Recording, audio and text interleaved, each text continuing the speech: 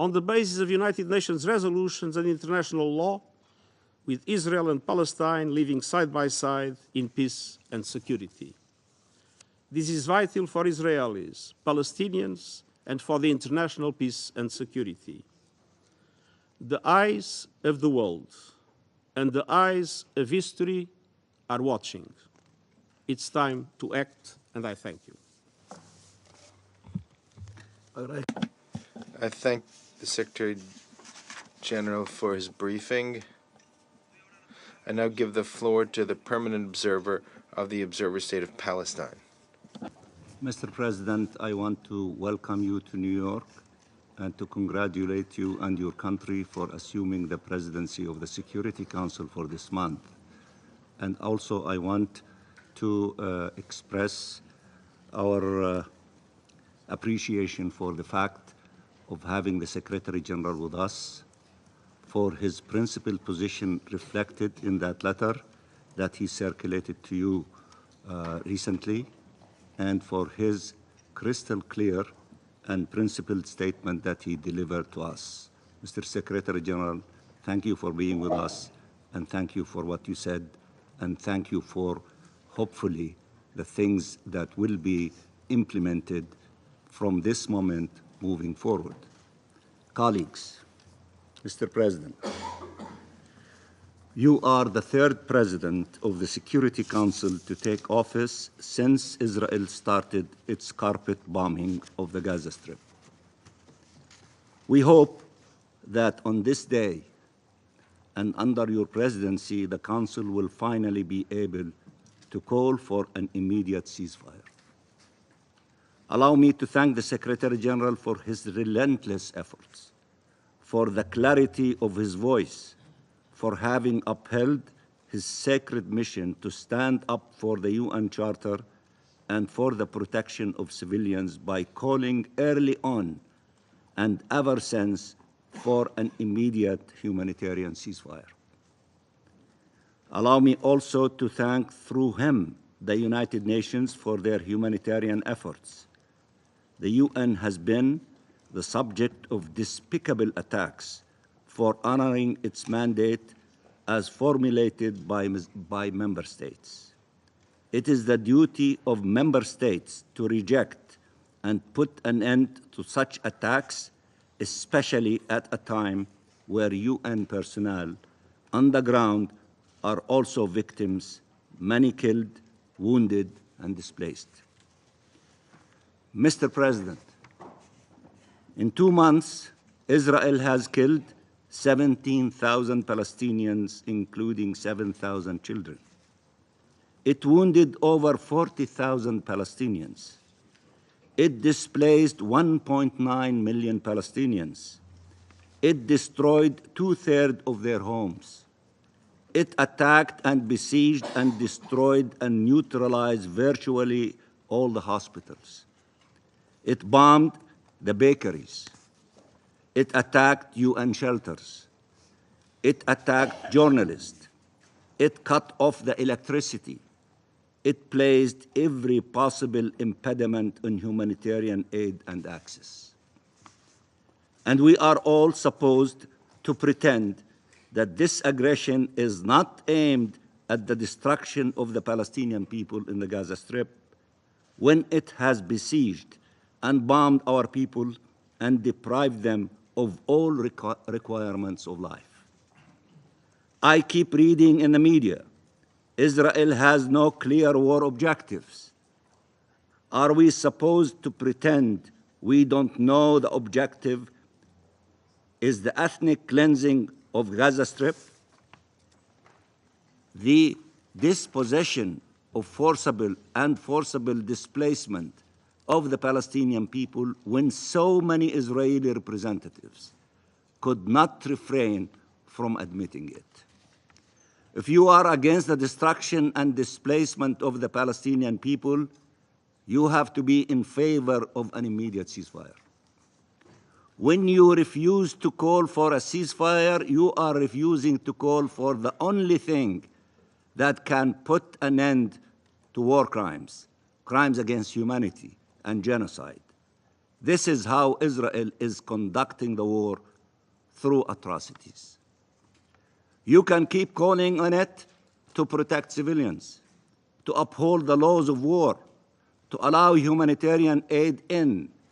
It will keep toying with you, fooling you, forcing you to discuss the number of trucks while people still cannot get food, water, medicine.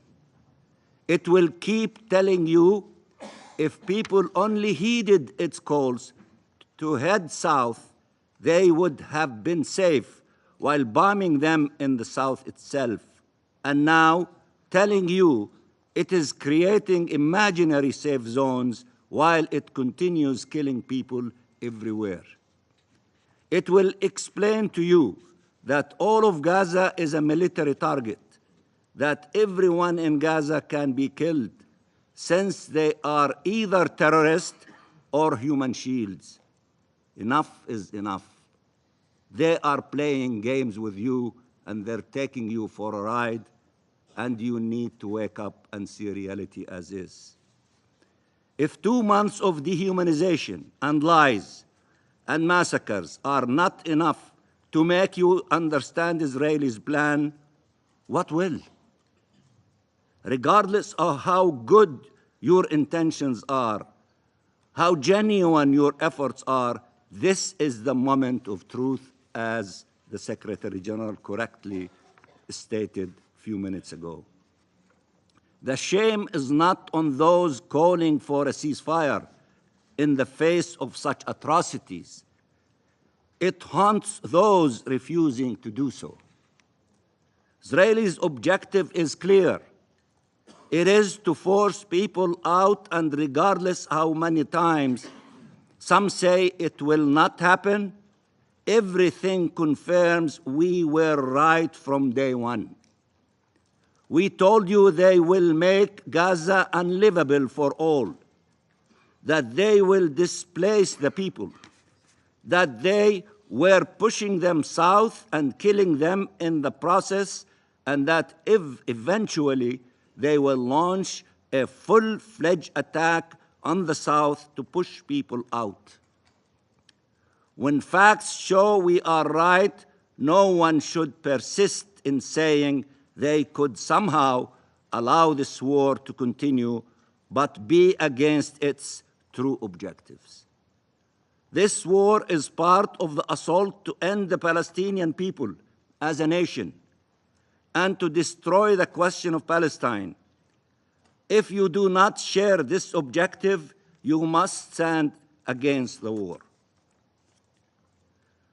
The person leading this assault would sacrifice the Palestinian people and the Israeli people for his political, selfish survival, and is a sworn enemy of the two-state solution. His entire life has been dedicated to the annihilation of the Palestinian people and peace.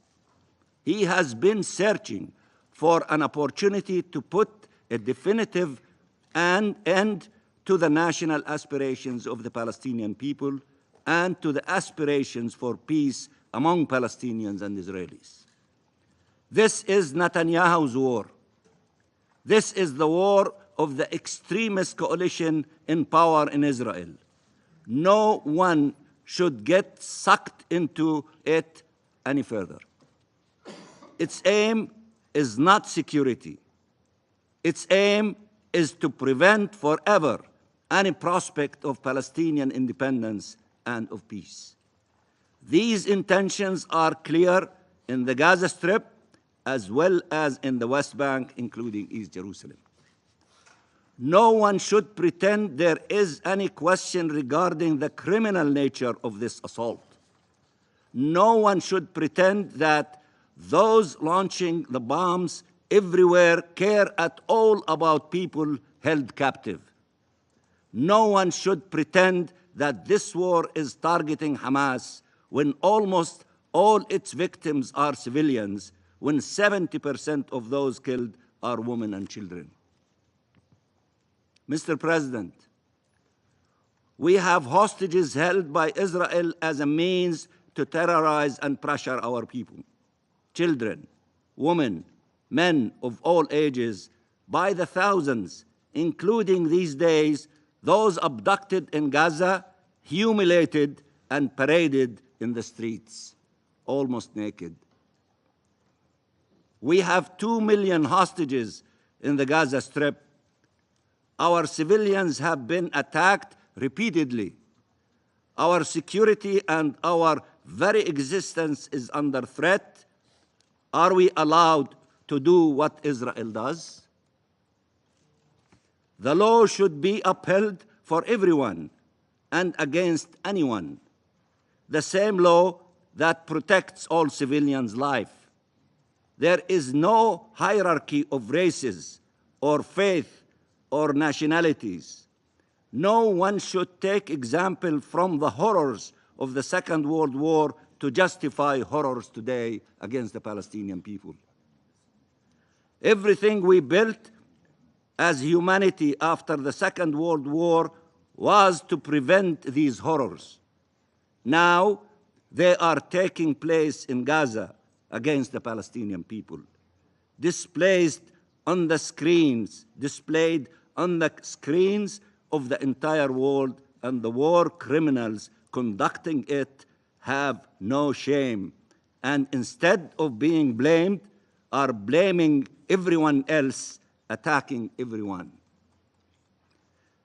The Secretary General, who is upholding his sacred mission, who is standing by the UN Charter, they are attacking states who are refusing to be complicit with such crimes, including their allies.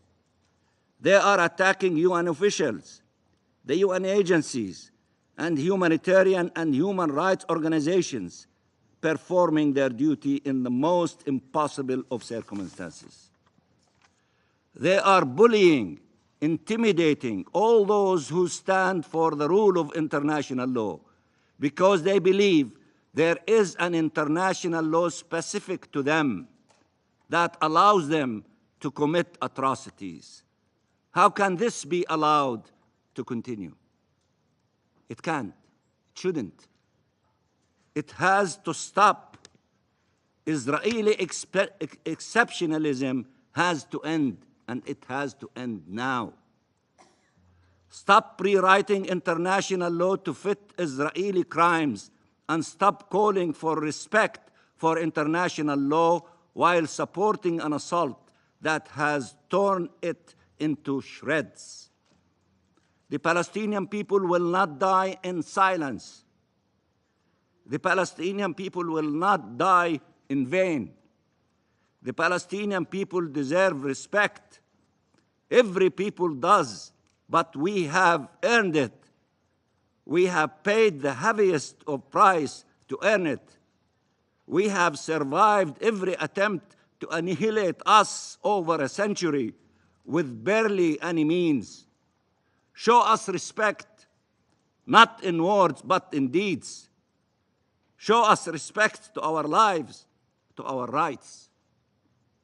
This is a moment in history, one where everyone will be asked where they stood, and that will determine who they truly are and what they really stand for. The entire international law lies on one premise: nothing justifies atrocities.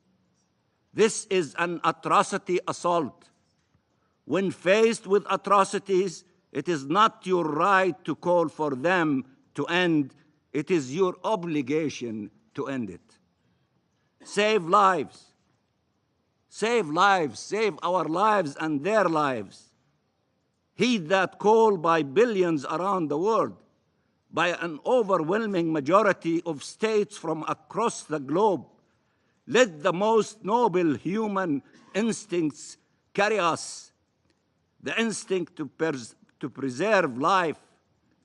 There is no role more important for this council than to save civilian lives.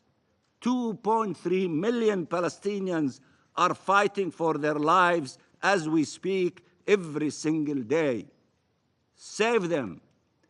Tell them, show them, help, is on the way. We call on you in the name of humanity, in the name of justice, in the name of peace, to vote for a ceasefire by supporting the resolution presented by the United Arab Emirates as Arab representative on the Security Council. We thank all those co-sponsoring it from across the globe. What is happening in Palestine now and what will happen next will determine the future of our region for generations to come, will impact relations and perceptions across the world for generations to come. This is time for courage and decisiveness. This is time for action. Time is up. You need to act, and you need to act now. And thank you, Mr. President. I thank the permanent observer of the Observer State of Palestine for his statement. I now give the floor to the representative of Israel. Thank you, Mr. President. Mr. President, recently the world has witnessed brutal wars and bloodshed. Nearly 2 years ago, peace was upended in Europe for the first time since World War II. Russia invaded Ukraine, and the entire globe has felt the impact. Food prices and energy prices surged, affecting countries everywhere. Supply chains suffered a hard hit, and the chance for a global war became a terrifying possible reality. Yet, shockingly, Article 99 was not invoked. The same can be said regarding the thousands killed in Yemen, or how the murderous Assad regime of Syria continued to massacre its own people, including through the use of chemical weapons. In each one of these conflicts, and I have other examples, tens, if not hundreds of thousands were killed and millions were displaced. Yet, not once, not even once, has Article 99 of the UN Charter been invoked. Is the war in Ukraine not a threat to international peace and security? Do the millions of displaced Syrians and the children whose corpses were found foaming at the mouth in Douma not symbolize a threat to regional stability? Is watching thousands of Yemeni children die in war while tens of thousands starve not worthy enough to invoke Article 99? Despite the immense global impact of other conflicts and far more pressing threats to international peace and security, Israel's defensive war against Hamas, a designated terrorist organization, was the catalyst for activating Article 99. The irony is that regional stability and the security of both Israelis and Gazans can only be achieved once Hamas is eliminated, not 1 minute before. So the true path to ensure peace is only through supporting Israel's mission, absolutely not to call for a ceasefire. And secondly, distinguished colleagues, for those of you calling for a ceasefire, it is crucial that you remember the facts. On October 6th, there was a ceasefire in place. But on October 7th, Hamas broke the ceasefire with an unprovoked invasion of thousands of Hamas Nazis into Israel. These Hamas terrorists carried out a massacre the likes of which we have not seen since the Holocaust. They raped women and girls, beheaded babies, burned families alive, and took 250 hostages, ranging from infants to the elderly. Following the atrocities of October 7th, Israel committed itself to the elimination of Hamas's capabilities for the sole reason of ensuring that such horrors could never be repeated again. And if Hamas is not destroyed, such horrors will be repeated. Hamas officials have made it clear publicly, time and again, that October 7th was just a rehearsal, and they will continue to carry out atrocities again and again. Hamas is responsible for inhumane terror against Israelis. Hamas is responsible for ruling Gaza with an iron fist, forcing Gazans to live in poverty, deprived of basic human rights. Hamas is responsible for exploiting international aid to fuel their war machine. And calling for a ceasefire is precisely what ensures that this will continue. A ceasefire means that the suffering of all will carry on. A ceasefire cements Hamas's control of Gaza. But even more than that, calling for a ceasefire sends a clear message that Hamas is forgiven for their deliberate atrocities, and Hamas's oppression of Gazans is given a green light by the international community. Hamas, like any other entity, only responds, like any terror entity, only responds when its existence is threatened. And without the military pressure applied on Hamas, no amount of diplomacy can secure the release of hostages. Is this what the Council desires? That Hamas continues its reign of terror forever? That the hostages, among them women and children, never leave Gaza? Hamas won't even permit the Red Cross to visit them. Hamas has a clear script. If you call for a ceasefire, then you are following it. Hamas knows that it cannot defeat Israel on the conventional battlefield. This is why Hamas targets the murders civilians. They seek to terrorize Israelis and drive us out of our homeland in fear.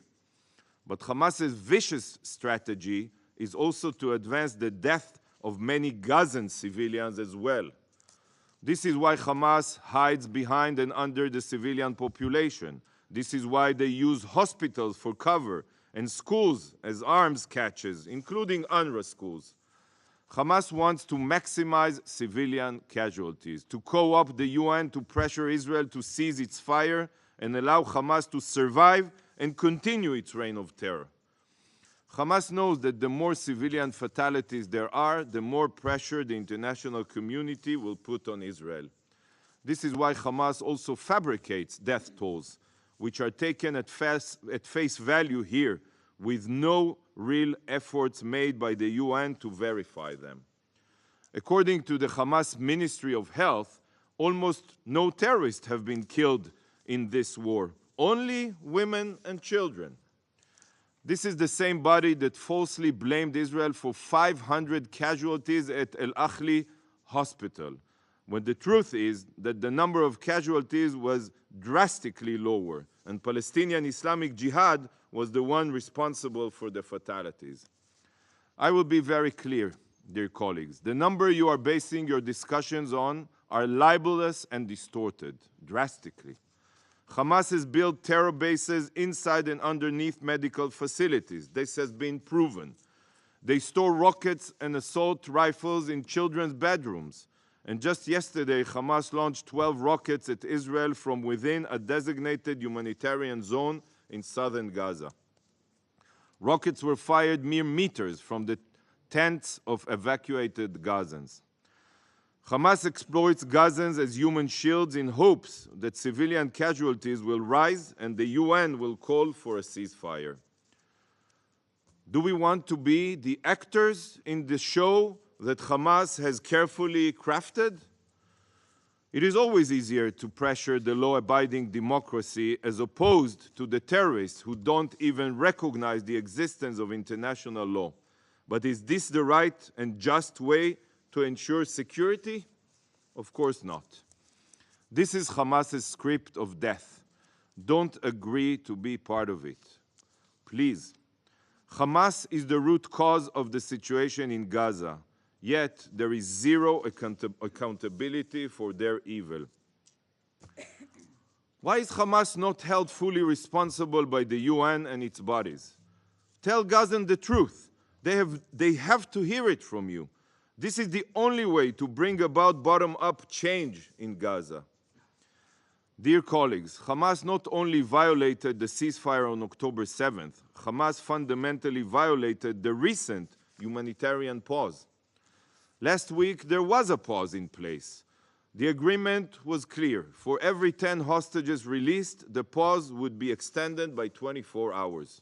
Hundreds of aid trucks entered Gaza. Fuel tankers were and continue to be permitted in. Wounded children and their families were evacuated for treatment. Field hospitals were established and continue to be established, and Israel completely halted all military activities. Israel asked for the daily release of 10 women and children held hostage, who were savagely taken from their homes and from a peace party. While we upheld our side of the agreement, even exceeded aid quotas, Hamas violated it, not once, but several times. 15 minutes after the pause began, Hamas fired a barrage of rockets into Israel. Throughout the following 8 days, Hamas carried out shooting attacks, detonated IEDs, and fired anti-tank missiles. Hamas violated the pause time and again while Israel abided by the pause. Hamas not only violated the agreement by attacking Israeli soldiers, they also violated the agreement regarding the release of hostages. They separated mothers from their children. They refused to release all women and children as agreed. Today, there are still 138 hostages being held in Gaza, and Hamas has not even allowed the Red Cross to visit them and provide their families with the most basic sign of life. This is an abhorrent war crime. Hamas ended the pause by refusing to abide by the terms of the hostages release agreement, and then proceeded to fire a barrage of rockets at Israeli towns and cities, targeting Israeli civilians yet again. Dear colleagues, how can it be that those who are now calling for a ceasefire are not demanding that Hamas immediately stop all terror activities? Why is it only now that you have woken up and not when Hamas caused the previous pause to collapse? If this council wants to see a ceasefire, start by demanding it from Hamas, the party that broke the past two. Why is this draft resolution not directed at Yihya Sinwar and Ismail Haniyeh? Why? Do you not know who was responsible for ending the previous ceasefire and reigniting hostilities? Distinguished council members, Hamas is solely responsible for the humanitarian situation on the ground, and they must be held fully accountable by the Council. Hamas is committed to bringing death and destruction upon both Israeli and Gazans, whereas Israel is taking every possible effort to improve the situation for Gazans. It is a fact that some members of the Council and the Secretary General refuse to come to terms with. Here are some other facts and figures. As of December 7th, in total, since the start of the war, over 3,500 aid trucks carrying humanitarian supplies have entered Gaza through the Rafah crossing. Over 70,000 tons of aid, including food, water, medical supplies, tents, beds, blankets, humanitarian equipment, and more, entered Gaza. Even now, in the midst of heavy fighting, Israel agreed to increase the amount of fuel entering Gaza, and yesterday the entry of 65 aid trucks was facilitated. But this number could have been much higher if the UN's capacity to accept more trucks permitted this. There are currently hundreds of aid trucks in a log jam waiting to enter Gaza after security inception. And the only reason they have not entered is because of the logistical difficulties of international organizations. Today, Israel accepts to screen 334 aid trucks, which means that each of these trucks will be ready to enter Gaza should international organizations be willing to accept them. Israel also facilitated the construction of 2 field hospitals, one run by the Kingdom of Jordan and the other by the UAE, to treat the uninvolved sick and injured. France, in coordination with Israel, has supplied a floating hospital that is treating Gazans in El Arish, and Italy is following suit. Saudi Arabia donated 21 additional ambulances. 5 other field hospitals are set to open soon to be run by the Red Cross, Egypt, the International Medical Corps, Turkey and Italy. 553 sick and injured have exited Gaza for treatment abroad, accompanied by 378 family members and guardians. This, dear friends, was all allowed and facilitated by Israel. In fact, Israel welcomes any and all humanitarian assistance to Gaza from any and all countries willing to assist. But colleagues, sadly, not all of this aid reaches its destination. In the previous days and weeks, we have seen footage from inside Gaza of Hamas terrorists literally shooting at Palestinians trying to gain access to basic humanitarian supplies. Gazans have reported that aid is being taken by Hamas and distributed exclusively to its terrorists. Boxes of humanitarian aid have been found in Hamas terror tunnels. So, if humanitarian supplies are not getting to where they should, point the finger at Hamas. Hamas is the genocidal terror organization that rules Gaza with an iron fist. Hamas violated the ceasefire on October 7th, and it was Hamas, not Israel, who violated the humanitarian pause. To Hamas, international humanitarian law holds no importance. When sitting in these meetings, it feels as if Hamas doesn't exist at all. It is always only about Israel. This is a distortion of reality, and it is unacceptable. Hamas must be held accountable. Mr. President, today is the first day of the Jewish holiday of Hanukkah, the Festival of Light. It is one of the Jewish holidays that celebrates the Jewish people overcoming attempts in each generation to destroy us. How world powers tried to deny our presence in our ancestral homeland, in Jerusalem, in the 2nd century BCE, before Jesus, before Muhammad. It is a holiday that celebrates how light prevailed over darkness. Today, sadly, we find ourselves again surrounded by darkness, with forces that seek to destroy us and also to demonize and delegitimize us. Jewish tradition teaches that even a little bit of light can dispel much darkness. Every one of you can use light to dispel the darkness and expose the truth. I pray that we see another Hanukkah miracle here in the UN, and that the Almighty will allow the truth and light to prevail here in this council. That we will see Hamas defeated soon, so that both Israelis and Gazans can live freely, free of violence and free of fear.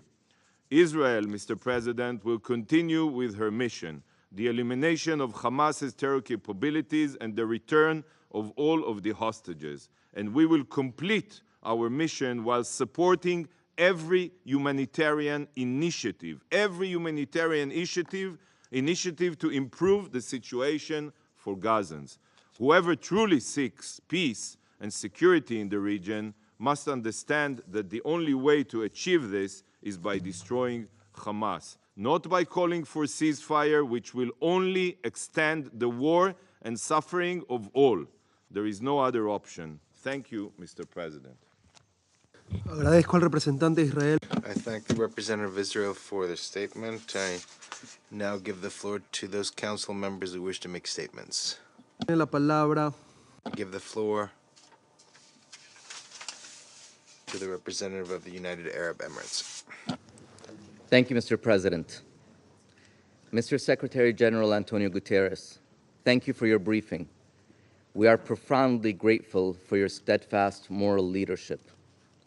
By taking the rare step of invoking Article 99 of the UN Charter, you are compelling us to confront the enormity of the catastrophe unfolding in Gaza.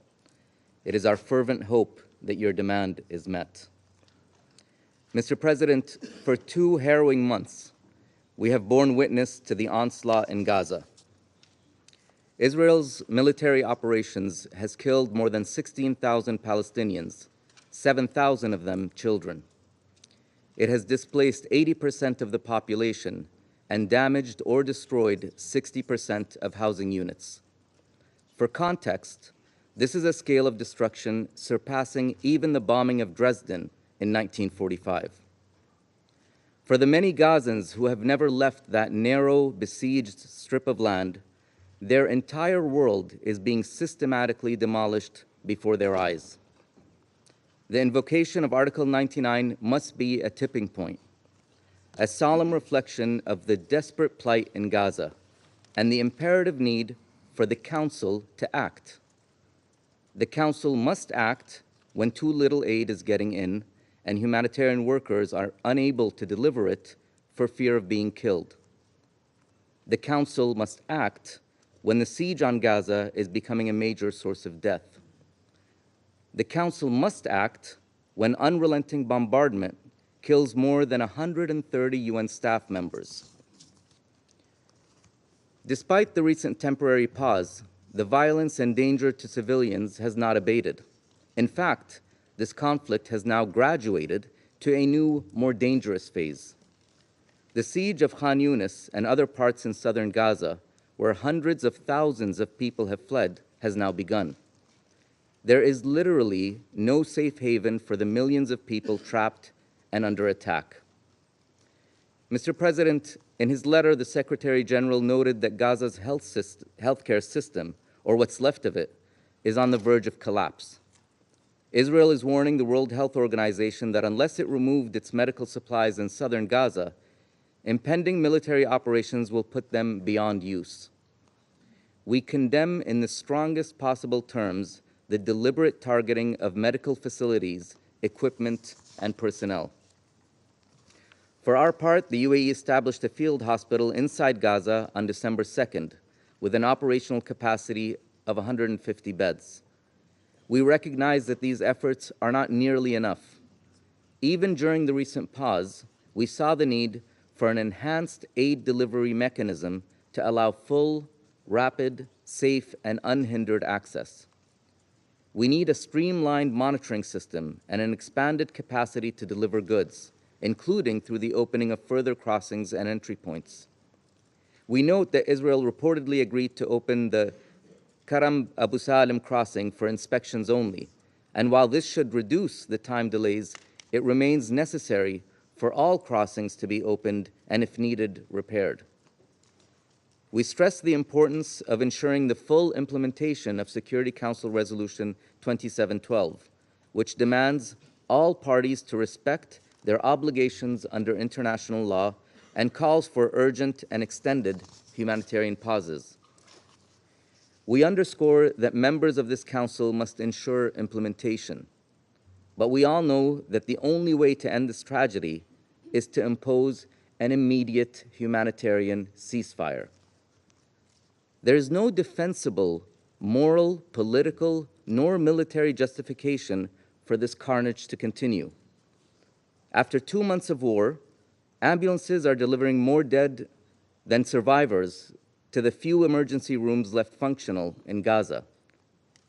Over the last few days, reports have revealed what precisely unfolded in northern Gaza. In the intensive pediatric care unit of an abandoned hospital, several babies lay dead, their bodies decomposing. Let that harrowing image haunt anybody persisting in the fantasy that the operation in the south will be any less horrific. It will not. Mr. President, this war has brought our region to a breaking point, but its effect has rippled far beyond. There has been an appalling increase in incidents of anti-Semitism and Islamophobia worldwide. The international system is teetering on the brink. For this war signals that might makes right, that compliance with international humanitarian law is dependent on the identity of the victim and the perpetrator. Mr. President, the Secretary General, every head of every UN agency, humanitarian organizations, and the overwhelming majority of the world's population have repeatedly called on members of this body to bring this unrestricted violence to a definitive and sustainable end. The UAE has circulated a draft resolution calling for an immediate humanitarian ceasefire to do just that. Today, this Council will vote. It will have an opportunity to respond to the deafening calls across the world to bring this violence to an end. Thank you, Mr. President. I thank the representative of the United Arab Emirates for your statement, and I now give the floor to the Russian Federation. Thank you, Mr. President. We wish to thank the Secretary General, Antonio Guterres, for the frank assessment of the catastrophic situation in the Palestine-Israeli conflict zone. We note his absolutely correct decision, given the current circumstances, to draw the attention of the Security Council to this matter under Article 9 of the United Nations Charter. We, together with colleagues from the People's Republic of China and the United Arab Emirates, guided by the same considerations as the Secretary General, requested the Ecuadorian presidency to convene an Emergency Security Council meeting in connection with the resumption of military operations both in the Gaza Strip and other occupied Palestinian territories, and in regions bordering with Lebanon and Syria. We believe it is exceedingly important to note that both the Secretariat of the United Nations, led by the UN Secretary General, and the overwhelming majority of UN member states are united in a desire to adopt decisive measures in order to end the deaths and suffering of civilians in the Palestine-Israel conflict zone. Distinguished colleagues, it will be no exaggeration to state that presently we are at a moment of truth. For nearly 2 months, we were told that what is most important, what is most pressing, what is most urgent that the Council needs to do is to call for humanitarian pauses. We were told that this, unlike a ceasefire, is allegedly an achievable and a realistic goal. As for the questions that were posed regarding how this call will be implemented, the response we received was that humanitarian agencies on the ground will deal with it themselves. Well, it is time to take stock. Humanitarian pause did indeed take place. However, this humanitarian pause had nothing to do with Security Council Resolution 2712. This pause and the release of several dozen hostages and Palestinian prisoners were the result of an agreement between regional mediators and Hamas and Israel, compliance with which naturally was not overseen by anybody. Nor did this humanitarian pause have any political significance. The parties indeed gained a respite. They achieved their tactical objectives, and subsequently Israel, with the proactive support of the United States, transitioned to a new, even more violent phase of its ground operation in Gaza. I wish to quote some passages from yesterday's letter from the Secretary General. Civilians throughout Gaza face grave danger. The healthcare system in Gaza is collapsing. Hospitals have turned into battlegrounds. There is no effective protection for civilians. Nowhere is safe in Gaza. Amid constant bombardment by the IDF, I expect public order to completely break down soon, rendering even limited humanitarian assistance impossible. End of quote. Colleagues, these are the real fruits of Resolution 2712, all of the protracted discussions at the Security Council, which unfortunately are increasingly reminiscent of empty words merely.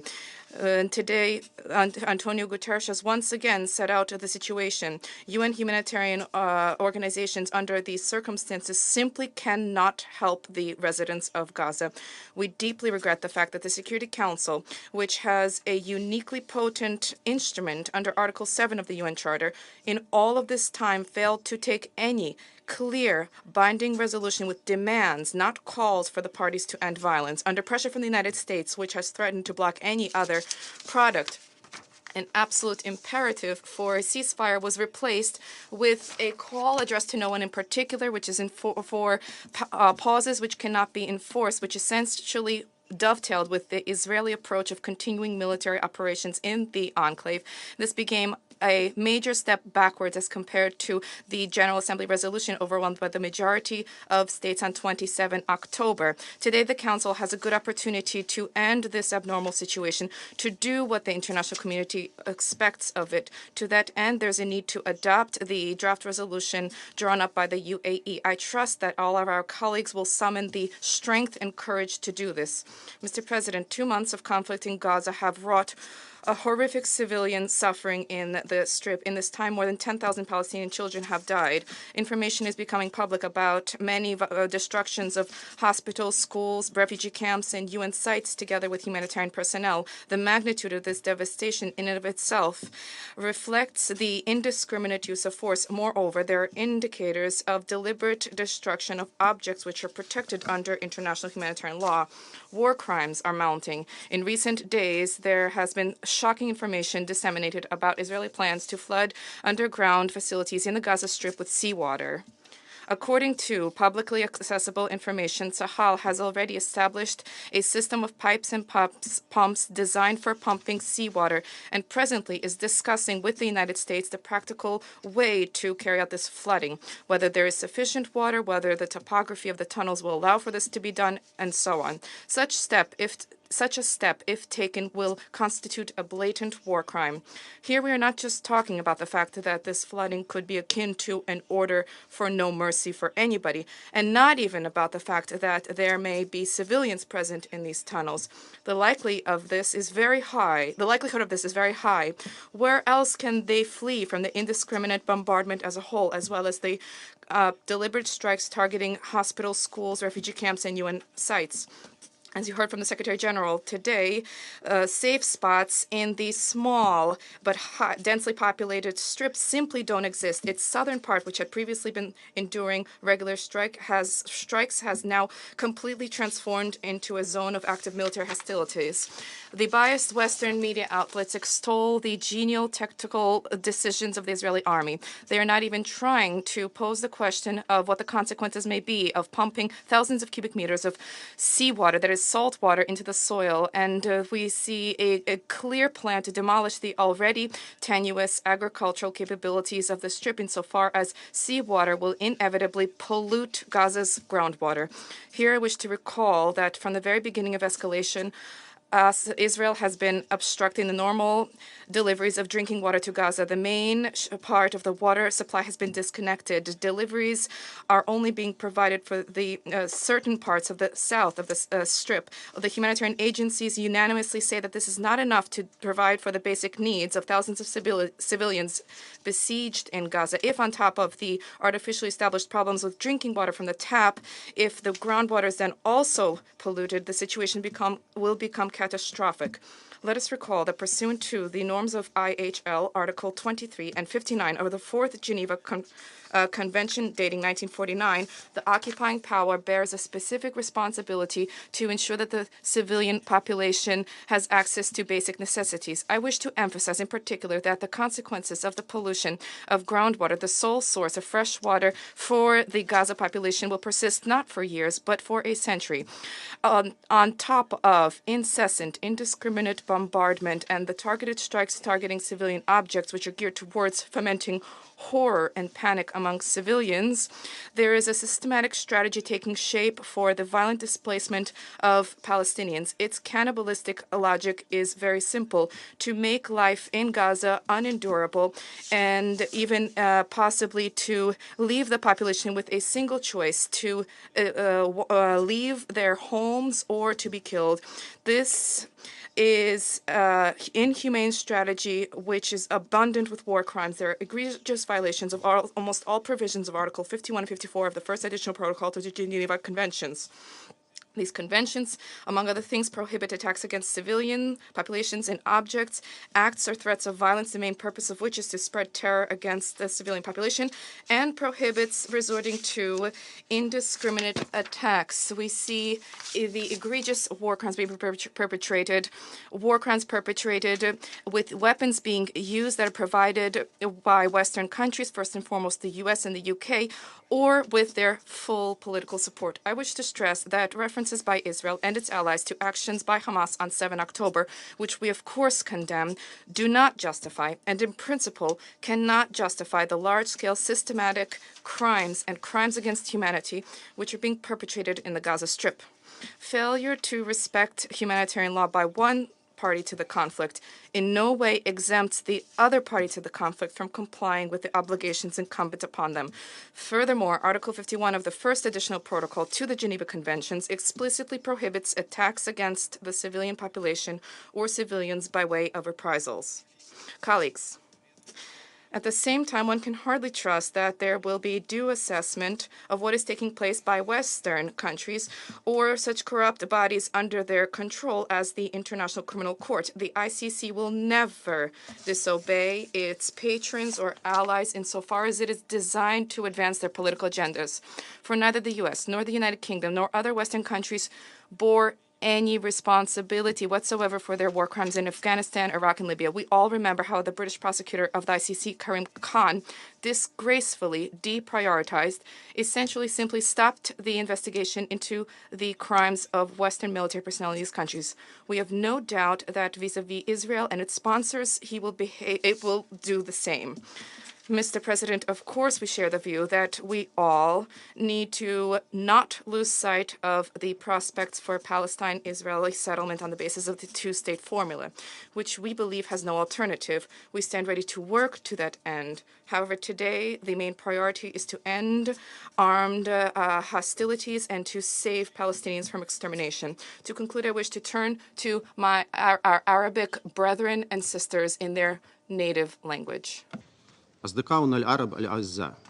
My dear Arab friends, Russia calls to an end to the cycle of violence that began since the escalation between Israel and the Palestinians that we have been witnessing since the 7th of October. We add our voice to the calls to end for a ceasefire, a permanent ceasefire, and return to addressing the root causes of this conflict and averting a humanitarian catastrophe from the Gaza Strip.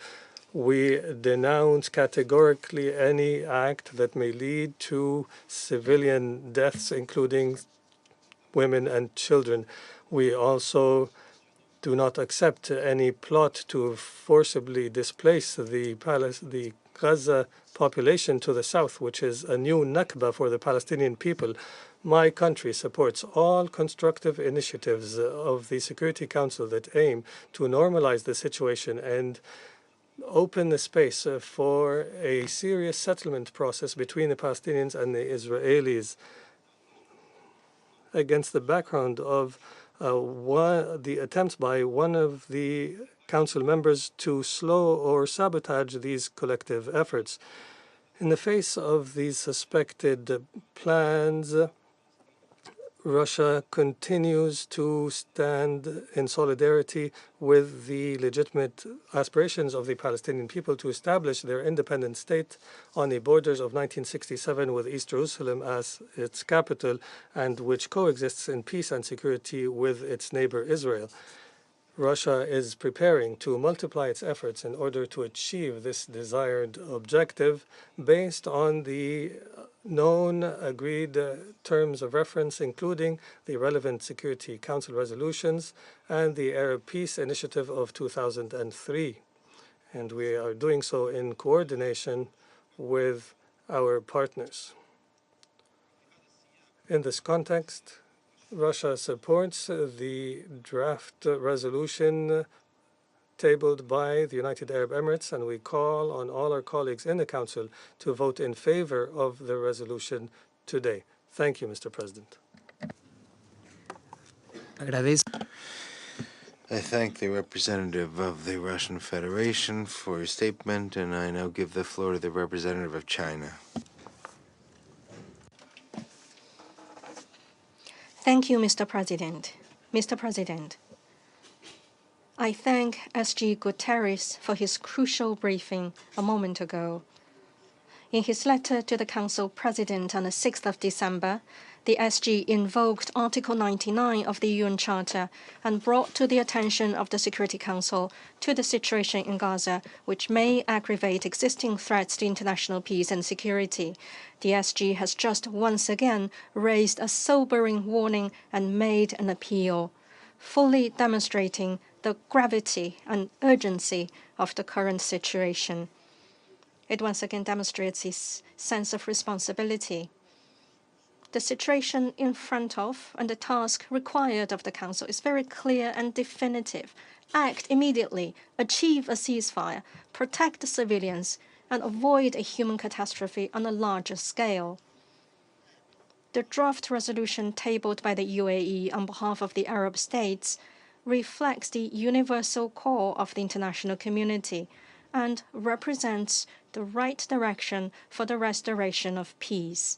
China fully supports this and would join in co-sponsoring this draft resolution. As it stands, only a ceasefire can save lives and avoid a bigger human catastrophe. The war in Gaza has claimed the life of over 17,000 innocent civilians. Over 1 million people have fled from north to the south, only to find there is nowhere to hide and nowhere to go.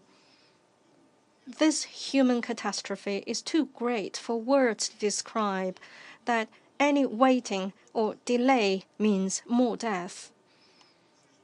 At this juncture, only a ceasefire can avoid the havoc of regional conflagration. The negative effect of the conflict is spilling over in accelerated manner. The West Bank, the Lebanon-Israeli border, and the Syrian-Israeli border have frequently sounded the alarm. The crisis with a greater scope of impact is imminent. Any tolerance or connivance is pushing regional peace and security towards a precipice. At this juncture, only a ceasefire can create the necessary conditions for reviving the political prospects for the two-state solution. The two-state solution is the fundamental way toward the peaceful coexistence of two states, Palestine and Israel, and the lasting peace in the Middle East. Any action that allows the current conflict to drag on will only sow the seeds of hatred between the two sides and make the situation further deteriorate and do more damage to the political prospects of the two-state solution. At this moment, only a ceasefire is befitting the appropriate role of the Council. The international community eagerly look to the Council to assume its primary function in the maintenance of international peace and security. The Council has no other option but to act urgently without any procrastination to bring about a ceasefire and protect civilians. Any hesitation or excuse would be irresponsible.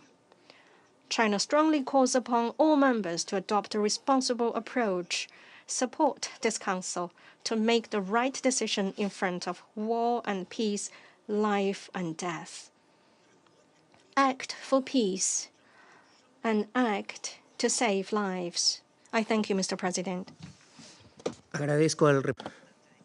thank the representative of China for your statement. I give the floor to the United States.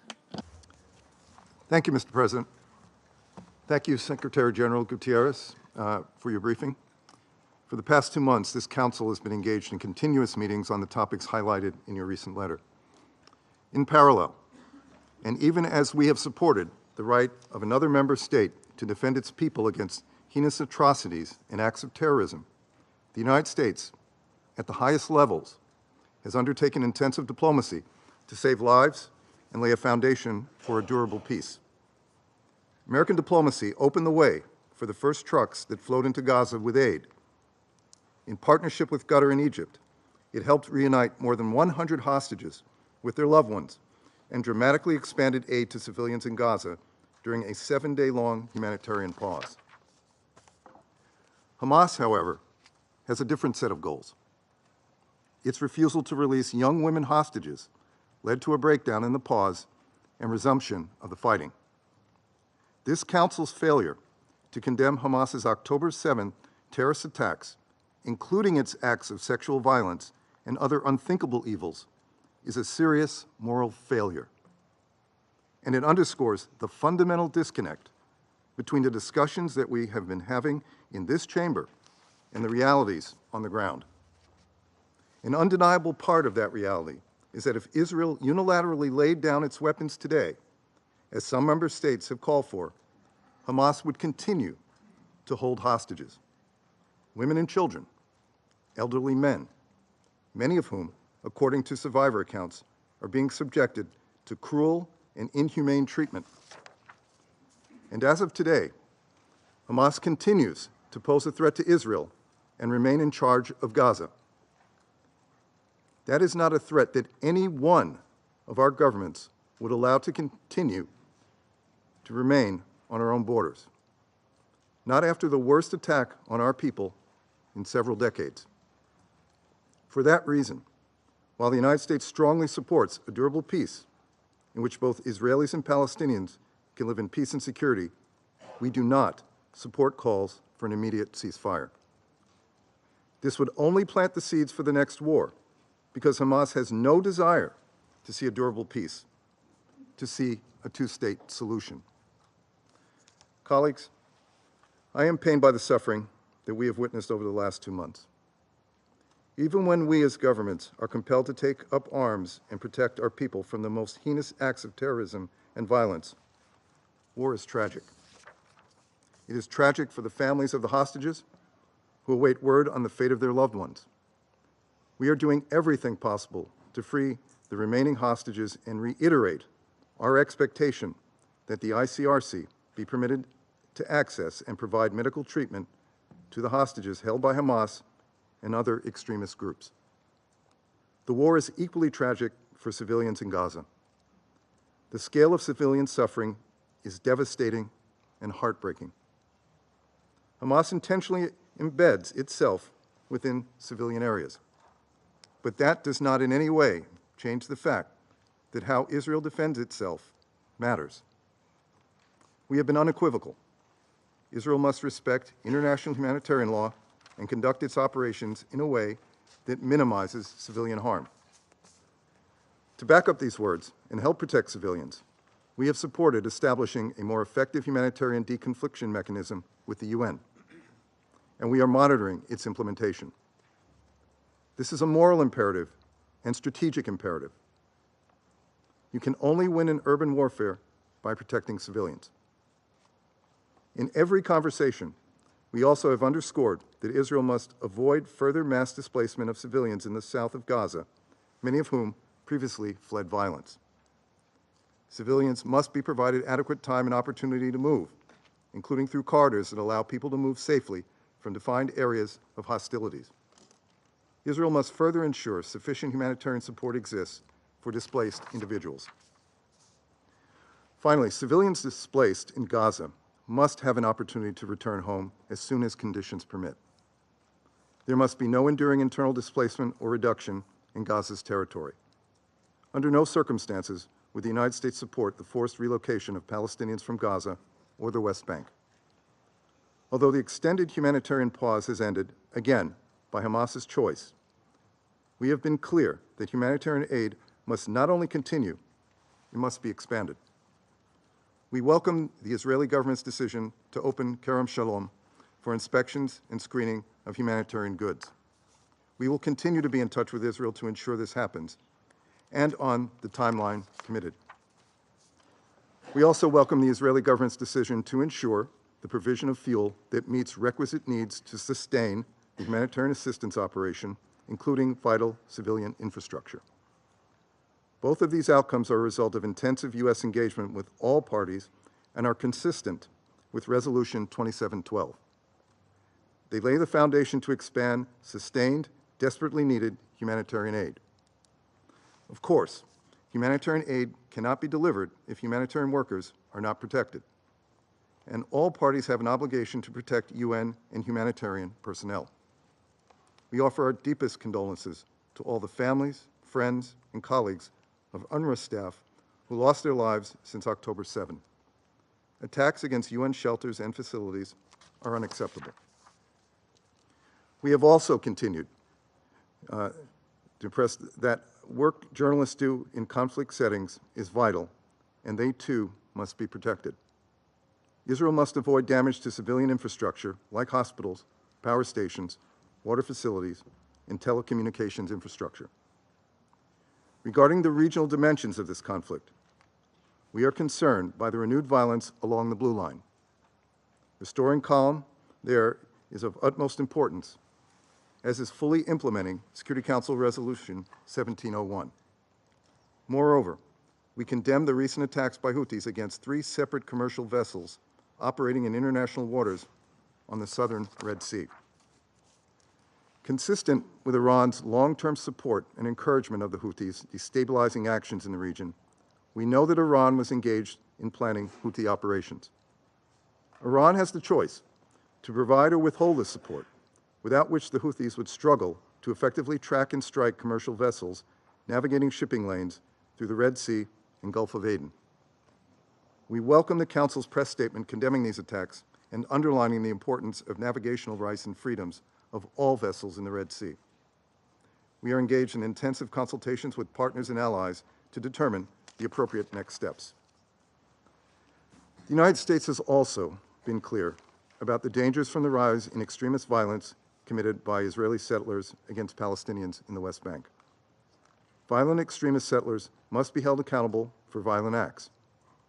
And so, the United States is implementing a new visa restriction policy targeting individuals believed to have been involved in or meaningfully contributed to undermining peace, security, or stability in the West Bank. President Biden has been clear. The Palestinian people deserve a state of their own and a future free from Hamas. And a two-state solution is the only way to guarantee the long-term security of both the Israeli and the Palestinian people. Members of this Council advocating for resolutions have an obligation to explain how their proposals will break the cycle of unceasing violence and support the steps we all agree are necessary to lay the foundation for a more peaceful and secure future so that history does not keep repeating itself. Our goal should not simply be to stop the war for today. It should be to end the war forever, break the cycle of unceasing violence, and build something stronger in Gaza and across the Middle East so that history does not keep repeating itself. As has been the case since day one of this crisis, the United States will continue to use all its influence to encourage the reunification of hostages with their loved ones and the further expansion of aid to Palestinian civilians in Gaza who have suffered tremendous losses. We will continue pressing for the protection of civilians as Israel pursues legitimate military objectives. And we will not give up on a future where Hamas does not control Gaza, which is untenable for Israel's and the region's security and the well-being of the Palestinian people. Thank you, Mr. President. I thank the representative of the United States for statement, and I now give the floor to the representative of Albania. Thank you, President. I would like to start by thanking the Secretary General for calling this meeting and for his remarks. Like others in this room, Albania shares the deep concerns on the catastrophic humanitarian situation in Gaza.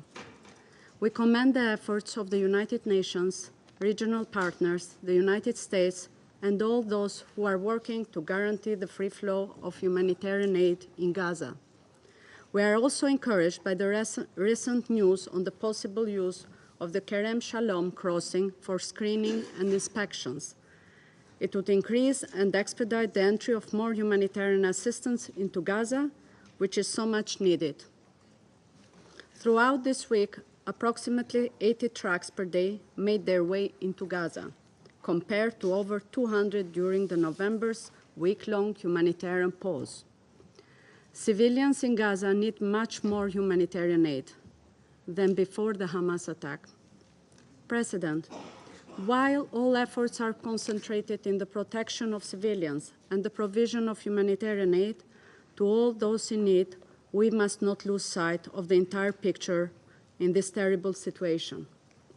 We reiterate our condemnation of the terrorist attack of Hamas on Israel and its people on the 7th of October, including the indiscriminate rocket launches on the residential areas of Israel. The horrible events of 7th of October, the abduction of innocent civilians, and the consecutive violence, including sexual violence and psychological pressure exercised on them, are unacceptable. Nothing justifies the abduction of civilians, and nothing can excuse their use for political goals. We call for the immediate and unconditional release of the hostages in compliance with international humanitarian law, and also condemn the use of Palestinian civilians as human shields by Hamas.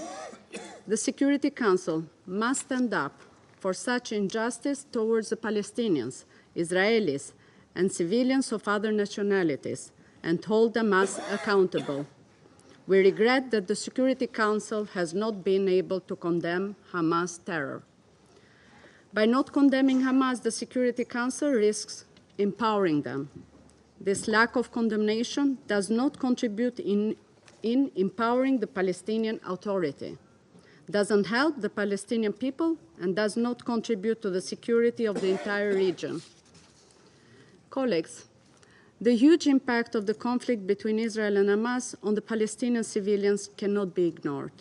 We call on Israel to fully comply with international humanitarian law and to exercise the principle of proportionality and distinction in its military operations. Protection of civilians at war is a must, and lives matter the same, Israelis and Palestinians alike. More should be done in protecting them and the civilian infrastructure. Furthermore, we call on Israel to address the issue of the increased settlers' violence on Palestinian civilians in the West Bank. We deplore the extremist violence and call for those responsible to be held accountable. In conclusion, President, while all efforts are invested towards restoring the calm on the ground, the international community must also seek to restore the perspective of a political horizon based on securing Israel's right to exist and its security on one hand, and a viable pathway for Palestinians to have their own state and freedom on the other hand. It's time to think seriously and start setting the foundation of a future in security, dignity, and prosperity for all. Thank you, President. Agradezco la representante de... I thank the representative of Albania for her statement, and I give the floor to the representative of Malta. I also thank the Secretary General for his sobering briefing and emphasize Malta's full support for his decision to invoke Article 99 of the Charter. The catastrophic situation and hostilities in Gaza are fueling unprecedented levels of human suffering and threaten regional peace with serious international repercussions. Over 15,000 people have been killed so far, 67% of whom are women and children. Apart from the implementation of all provisions of Resolution 2712, which includes the unconditional release of all remaining hostages, an immediate humanitarian ceasefire is now critical. We are disappointed that the temporary truce that was achieved a few weeks ago, allowing for the release of hostages and much-needed aid into Gaza, has broken down. The resumption of hostilities in the Gaza Strip is disconcerting. This renewed fighting has brought with it more deaths and devastation, and added to the extreme hardships of a population under siege. President, in the past weeks, several UN agencies and humanitarian partners have outlined the unfolding catastrophe. This Council must heed their warnings. Inaction is not an option. Civilians in Gaza are lacking the basic means for survival. These include food, water, and medicine. The healthcare system is on its knees. Collapsing hospitals and a handful of UNRWA facilities are sheltering over 1 million people. 133 UNRWA workers have been killed. The agency's ability to work is at stake. These conditions are compounding serious risks of widespread disease. Children are yet again bearing the brunt of the hostilities. They continue to be killed, maimed, and denied access to healthcare and education. Thousands have been orphaned. This must stop. The future of an entire generation is being jeopardized. There is no scenario which justifies the denial of aid for 2.2 million people, 80% of whom have been displaced. In conformity with international law, all parties are obliged to ensure that civilians and civil infrastructure are protected. The scaling up and distribution of humanitarian aid, together with the safety of UN and humanitarian workers, must be guaranteed. The only way to achieve these imperatives is through a humanitarian ceasefire. On several occasions, Malta has unreservedly condemned Hamas's acts of terror, including the heinous attacks of 7th October, the attack in Jerusalem on 30th November, and the indiscriminate rocket fire. Hamas's strategy of embedding itself among civilian infrastructure in Gaza and reports of sexual violence committed are reprehensible. Terror has no justification, and this Council must also be clear in rejecting it. Malta recognizes Israel's right to protect her people, but all actions must be in line with international humanitarian law, including the principles of distinction, proportionality, and necessity. President, the situation in the West Bank has seen unprecedented escalations in the past 8 weeks. We are deeply worried at reports of increasingly heavy incursions, restrictions, and mass detainment occurring throughout the West Bank, including in refugee camps. A resurgence of illegal settler encroachment and violence is also gravely concerning. Settlements are illegal under international law and constitute an obstacle to peace. We condemn the forcible transfer of the Palestinian community in Zanuta and the recent destruction of its EU-funded school by Israeli settlers.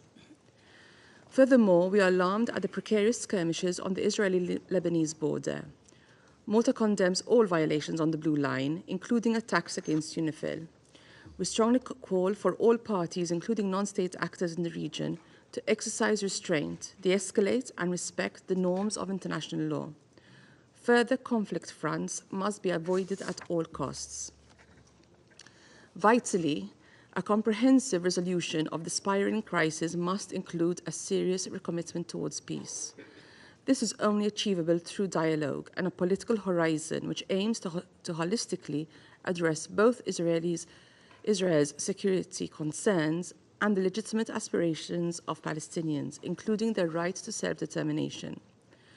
Malta reaffirms its unwavering commitment to a two-state solution along the pre-1967 borders, addressing the legitimate aspirations of both sides, with Jerusalem as the future capital of two states, living side by side in peace and security, in line with relevant Security Council resolutions and internationally agreed parameters. We remain convinced that this is the only path to a lasting and sustainable peace in the Middle East. I thank you. Agradezco. I thank the representative of Malta for your statement. I now give the floor to the representative of France. Mr. President, I welcome the Secretary General to the Council this morning, and I would reiterate to him the full support of France for his efforts. It is up to us to collectively uphold international peace and security. The Secretary General has clearly stated it. The humanitarian situation on the Gaza Strip is disastrous. A week after the expiration of the truce, Gaza has been targeted with bombardment, with growing risks of epidemic, famine, lack of access to medical care, and the consequence of displacement on an increasingly narrower piece of land. In the face of this severe crisis, Council must act. France reiterates its appeal for a new, immediate, and lasting humanitarian truce that should lead to a permanent ceasefire. This requires the delivery of more humanitarian aid. Humanitarian actors are no longer capable of carrying out their operations. A protection of civilians and civilian infrastructure and healthcare infrastructure and humanitarian personnel must be guaranteed. Access to water, to fuel, to medication, food, and basic necessities must be ensured. The opening of new crossing points is necessary, including the Kerem Shalom passing point, as well as an increase in the volume passing through Rafah, and procedures for inspecting aid should not delay the delivery of aid. To act is also to continue our collective mobilization. That was the goal of the follow-up meeting on the 9th of November, chaired by the Minister Catherine Cotola, of the meeting that it was held on the 6th December. The 9th November meeting allowed the raising of over $1 billion. France has already announced an additional $100 million for 2023, including $54 million for UNRWA, as well as a cargo sent of 600 tons in addition to the 200 tons already delivered. It has also cared for civilians on the helicopter carrier Dixmude. It's also time to put an end to Hamas and other terrorist groups who have committed the worst atrocities on the 7th of October, including sexual violence. It is unacceptable that this Council has not yet been able to condemn these acts. Israel can count on the support of France to fight against Hamas. We have adopted measures against the commanders of Hamas with a view to extending them to the European level. Hamas must release all hostages immediately and unconditionally. Mr. President, the situation in the West Bank is also very concerning. France condemns the recent decisions on settlement expansion and the violence carried out by groups of settlers.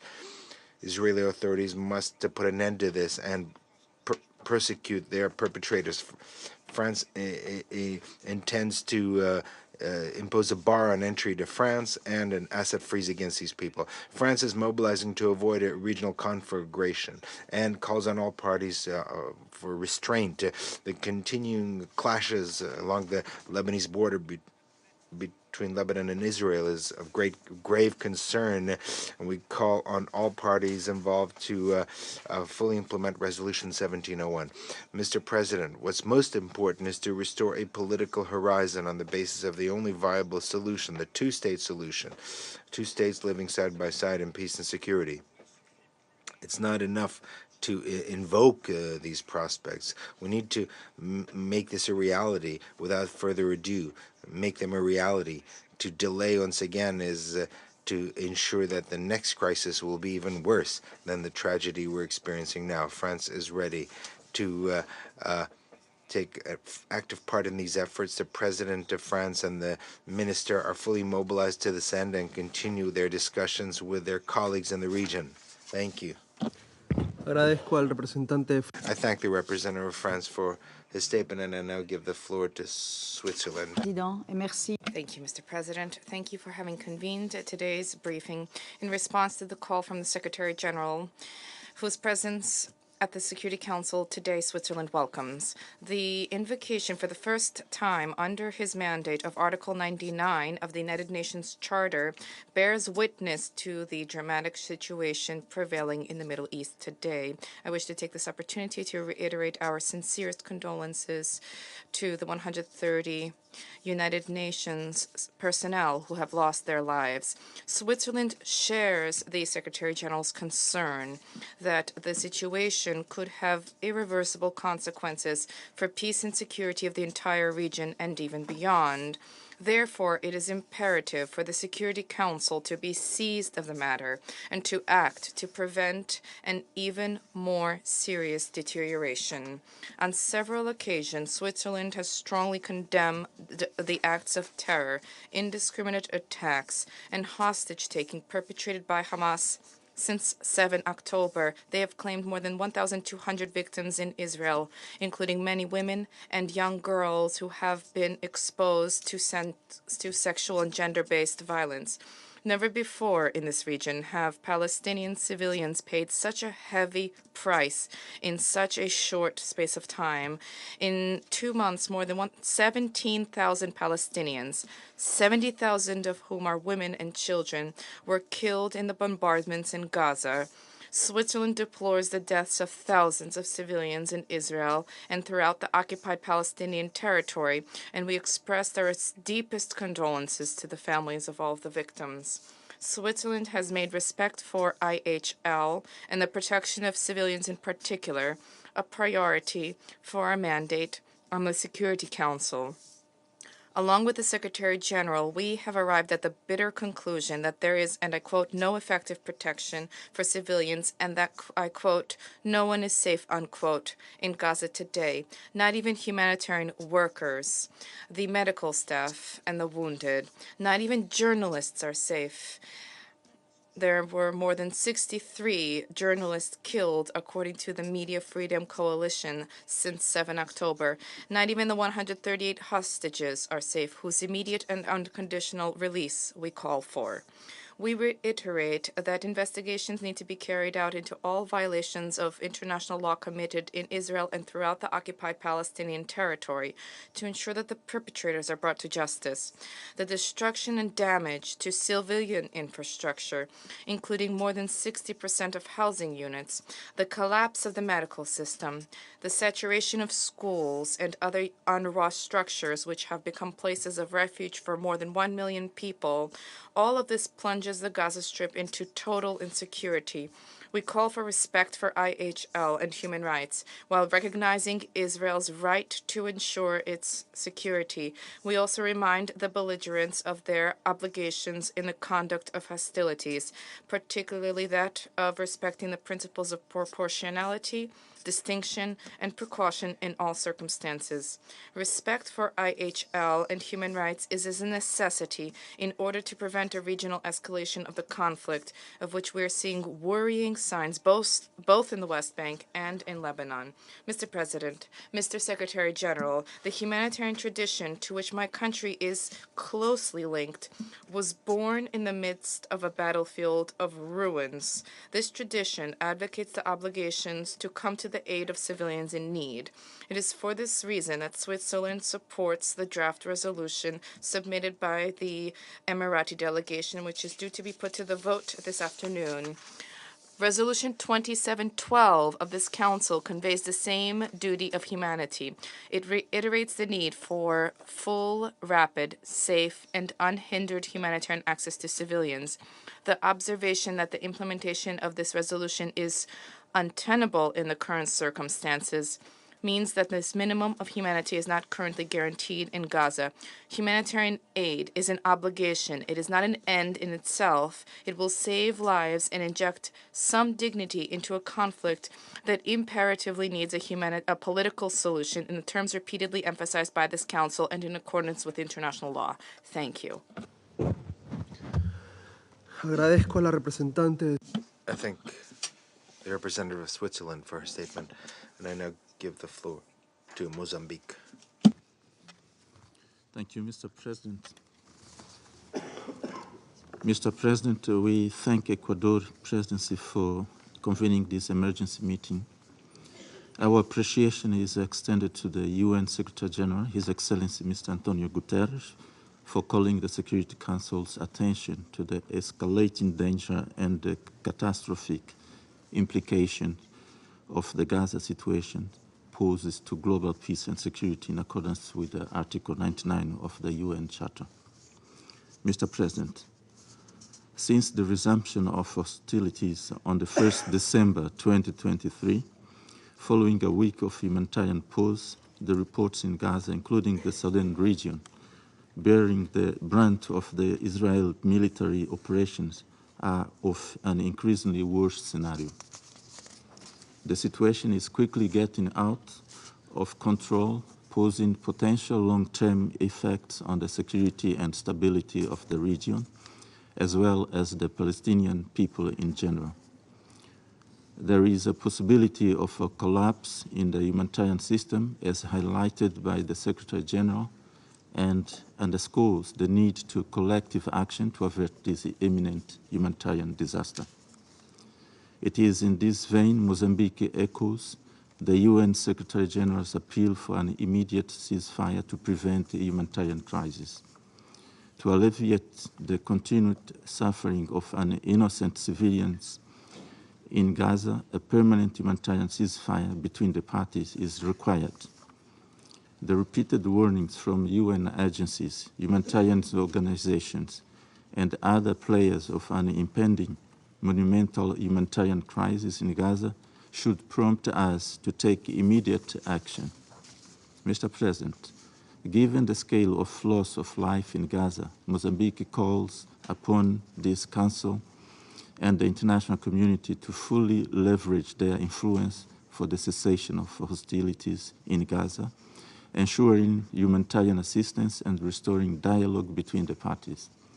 We urge the Israeli authorities to implement the Security Council Resolution 2712 of November 15, 2023, to enable the delivery of life-saving supplies and services that are vital to the survival and well-being of the defenseless civilians, particularly children. Practical steps must be taken now to ensure the implementation of this resolution, including an effective mechanism. Mr. President, we reiterate our call to the parties to comply with their obligations regarding to protect of civilians in accordance with the international human rights law and international humanitarian law. We urgently call the parties to demonstrate leadership and courage by engaging in dialogue to achieve a long-lasting solution, allowing both Israelis and Palestinians to live side by side in peace and security as good neighbors in accordance with the United Nations Charter. Finally, to realize this noble goal, we appeal the members of the Security Council to exert their influence on the concerned parties. I thank you, Mr. President. Agradezco al representante de Mozambique. I thank Mozambique for your statement, and I give the floor to the United Kingdom. Thank you, President, and thank you to the Secretary-General for your briefing and for your letter to the Security Council under Article 99. Colleagues, these are dark days. The horror of Hamas' 7 October attacks hangs over us, including the shocking reports of sexual violence by Hamas against Israeli women and girls, and the terrible and heart-wrenching suffering of innocent Palestinians, including many women and young children, is a humanitarian tragedy unfolding before our eyes. The Secretary-General, who has our strong support, set out clearly the trajectory towards humanitarian catastrophe facing Palestinians in Gaza. We need to respond, and to respond with urgency. The sheer scale of civilians killed is shocking, and the fact that 80% of the population has been displaced in Gaza cannot continue. The UK continues to support Israel's right to defend itself against Hamas terrorism as it seeks the return of over 100 hostages who are still held in Gaza. But we are absolutely clear that Israel must be targeted and precise in achieving that goal. The Prime Minister and the Foreign Secretary of the UK have delivered this message and will continue to do so. Civilians must be protected. In parallel, we need a marked increase in the provision of sustainable and unhindered delivery of life-saving aid and essential services to prevent a humanitarian catastrophe from taking place. This includes increasing the types of aid allowed. The sanitation and shelter picture, together with the lack of medical provision in Gaza, is dire, and there's a desperate need for sanitation and shelter kits and vital medicines. It is welcome that Kerem Shalom will now be opened for screening aid deliveries. We urge Israel to go further and to fully open Kerem Shalom to allow goods to cross so that the huge volumes of aid that are needed can reach the people of Gaza. This should include, at minimum, the 200,000 litres of fuel per day for which the UN has called. It is imperative that we work to agree further urgently needed humanitarian pauses, building on the pivotal work of Egypt, Qatar, and the United States. President, as we work to halt the humanitarian catastrophe in Gaza, We need also to work to avoid escalation in the West Bank, including in occupied East Jerusalem.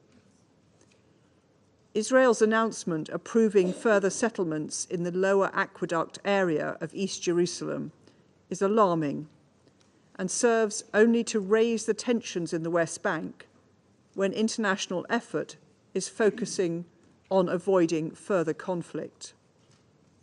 Let me be clear. Settlements are illegal under international law. They present an obstacle to peace, and they threaten the physical viability and delivery of a two-state solution. This decision must be reversed with immediate effect.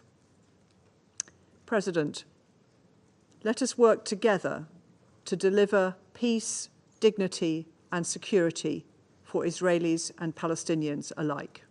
I thank you. I thank the representative of the United Kingdom for your statement. I now give the floor to Gabon. Thank you, Mr. President. I wish to thank the Secretary General for his commitment and his efforts to ensure that the letter and the spirit of the United Nations Charter prevail in the war between Israel and Hamas. The scale of violence, the deadly scale of violence here and the devastation have reached staggering, inhumane proportions. We extend our deep support and appreciation for the significant measure of responsibility of the Secretary General in invoking Article 99 of the Charter of the United Nations.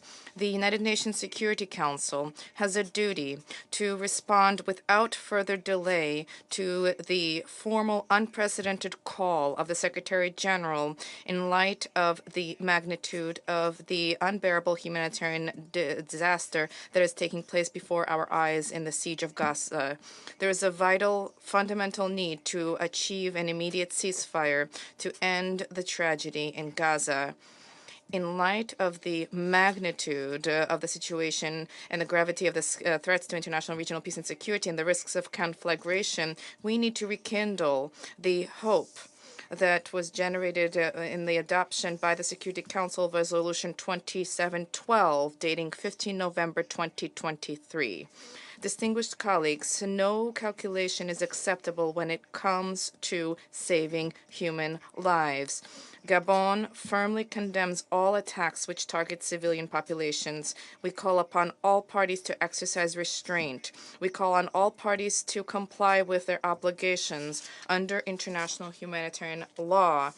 It is more urgent than ever before to establish a humanitarian ceasefire. The Security Council has a duty to unstintingly persevere in efforts to that end in order to save human lives, particularly the lives of children, of women, and of civilian populations in Gaza and in the region.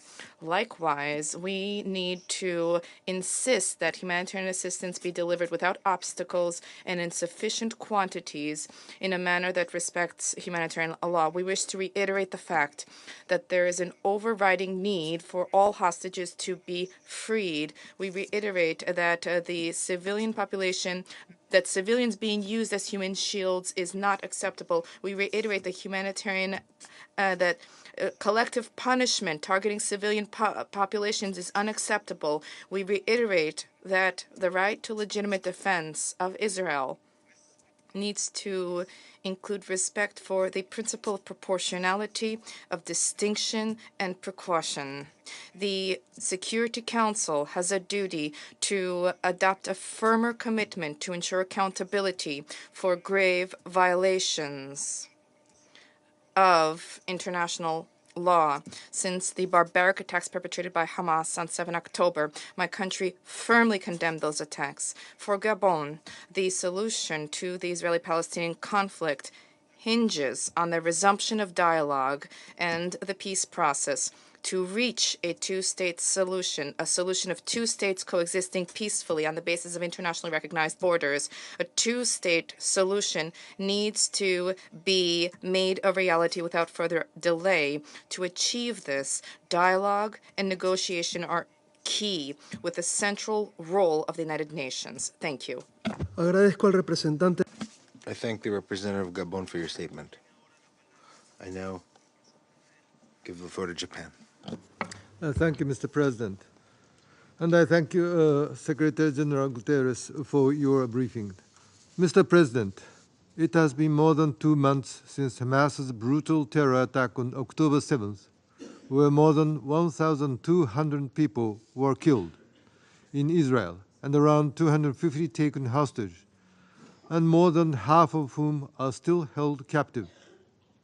We once again unequivocally condemn the terror attacks by Hamas and other militants and demand the immediate and unconditional release of all hostages. Since that attack, Gaza has descended into one of the most devastating humanitarian crises in the world. More than 17,000 Palestinians have been reportedly killed. The majority of them are women and children, and thousands more are under the rubble of destroyed buildings. This is an appalling loss of life. Now, winter is approaching in Gaza, and the streets and UNRWA facilities are packed with the newly displaced, many of whom are fleeing from a second time. Most basic goods are not available. To echo the words of the Secretary General, the nightmare in Gaza is a crisis of humanity. Mr. President, Japan takes seriously the Secretary General's invocation of Article 99 of the UN Charter, urging the members of the Security Council to avert a humanitarian catastrophe and to appeal for humanitarian ceasefire to be declared, given the grave human loss in such a short period of time. We deeply regret that no significant humanitarian aid has been delivered since the breakdown of the humanitarian pause last week. The delivery of essential supplies solely through the Rafah crossing is utterly insufficient. Of course, we welcome that Israel agreed to open Karem Shalom crossing for screening and inspection. The establishment of monitoring mechanism under the authority of the UN is also critical. Japan believes the Council cannot simply watch the situation deteriorating. It is our responsibility to address this grave humanitarian situation immediately. What is more, there are increasingly serious spillovers concerns in the West Bank, Lebanon, Syria, Iraq, and the Red Sea. This situation could all too easily engulf the already volatile region. Against this backdrop, Japan's position is clear. Humanitarian concerns should be given utmost priority. All parties must abide by UN Security Council Resolution 2712. And more than that, the Council must urgently speak in a united voice, whatever the language we may agree upon, to avert a further deterioration of the humanitarian situation. The bottom line is that hostilities must stop immediately for a period that allows for meaningful humanitarian operations to avert a humanitarian catastrophe. Mr. President, only a two-state solution will enable both Israelis and Palestinians to live in lasting and secure peace. Today, that goal seems far off. Gaza has been devastated. The task of reconstruction will be enormous, and we must consider what political and security arrangement will be in place when the fighting stops. But even amidst the current disparate crisis, we must not forget that peace and coexistence is possible. I thank you, Mr. President. Agradezco al representante de Japón. I thank the representative of Japan for his statement. I now give the floor to Ghana. Thank you, Mr. President. Let me begin by thanking you for convening this meeting. I also thank the Secretary General for his briefing and his intervention and efforts in helping to find a solution to the ongoing war between the State of Israel and Hamas. Mr. President, the resumption of hostilities, which followed the end of the temporary humanitarian pause that was brokered by the State of Qatar and the United States, has been of great concern to Ghana. We are equally worried about the challenge of committing to the spirit of the humanitarian pauses and the obligation to preserve civilian lives and infrastructure, which makes a humanitarian ceasefire more necessary now as called for by the Secretary General. It is in that regard that we welcome the decision by the Secretary General to invoke Article 99 of the UN Charter, which has only been invoked 4 times in the over 7 decades of history of the United Nations, the last time being in 1989. We note that the ongoing Israeli-Hamas conflict has unfortunately taken a heavy toll on the civilian population on both sides and consequently created a serious security and humanitarian crisis, not only in Gaza, but also in Israel and the other occupied Palestinian territories. It is regrettable that civilians and non-combatants, especially those residing in the Gaza Strip, the West Bank, and Israeli communities along the border with Gaza, are bearing the brunt of the violence. We are concerned that the already dire humanitarian situation in Gaza has rapidly worsened in the last few days. Unfortunately, the use of heavy weaponry and the bombardment of Gaza has made it extremely difficult for humanitarian actors to have access to many of the internally displaced people, including the aged, pregnant women, and children who face significant challenges, including limited access to essential services such as healthcare, clean water, and electricity. Ghana, like all the other delegations, is worried about the decision by the Israeli government to expand its ground operations to cover all parts of the Gaza Strip. The decision puts the lives of the civilian population in the densely populated Gaza Strip at serious risk. We note that the destruction of critical infrastructure, including schools and hospitals, exacerbates the suffering of innocent civilians caught in the crossfire. We join in the appeal by the Secretary General and all Council members for both Israeli security forces and Hamas to prioritize and put in adequate measures to protect civilians on both sides, as per the principles of international humanitarian law governing the legal use of force in an armed conflict. The ongoing war presents complex security and humanitarian concerns that require immediate attention by this Council. The security concerns of both Israel and the Palestinian people must be addressed. International cooperation, direct diplomatic negotiations, and a commitment by both Israel and Palestinian Authority to engage in frank dialogue are essential to address the underlying causes of the conflict and for achieving lasting peace for both Israelis and Palestinians. The security of Israel and the inalienable rights of the Palestinian people for their homeland lies in a deepened commitment to a negotiated two-state solution on the basis of the pre-1967 borders with Jerusalem as the shared capital. We call on Council members with moderating influence on both Israel and Hamas to use all means possible to heed the calls of the international community for steps leading to peace and an eventual settlement of the conflict. In closing, we wish to reiterate our long-held belief that it is only through a comprehensive and inclusive approach that the Middle East question can be settled. I thank you. I thank the representative of Ghana for her statement, and I now give the floor to the representative of Brazil. I thank the Presidency for convening this open briefing upon the timely request of the United Arab Emirates and the Russian Federation. I thank the Secretary General for his important briefing. The humanitarian situation in Gaza is appalling and without precedent. Secretary General Guterres, for the first time since the beginning of his tenure, invoked Article 99 of the Charter to address this Council. And it is not that the world has been spared from serious conflicts elsewhere since then. We commend the Secretary General's initiative, which convenes another express call for a humanitarian ceasefire in Gaza. Appeals for a humanitarian ceasefire from the international community, the United Nations, humanitarian actors, and also by all members of this Council have justifiably multiplied over the past weeks after more than 2 months of conflict. An urgent ceasefire is even more needed now since the resumption of hostilities. The conflict has brought the humanitarian system in support of civilian lives in Gaza to the point of total and unprecedented collapse. Over 80% of Palestinians in Gaza were uprooted from their homes and are becoming ever more deprived of the minimum necessary to survive. These conditions are unacceptable.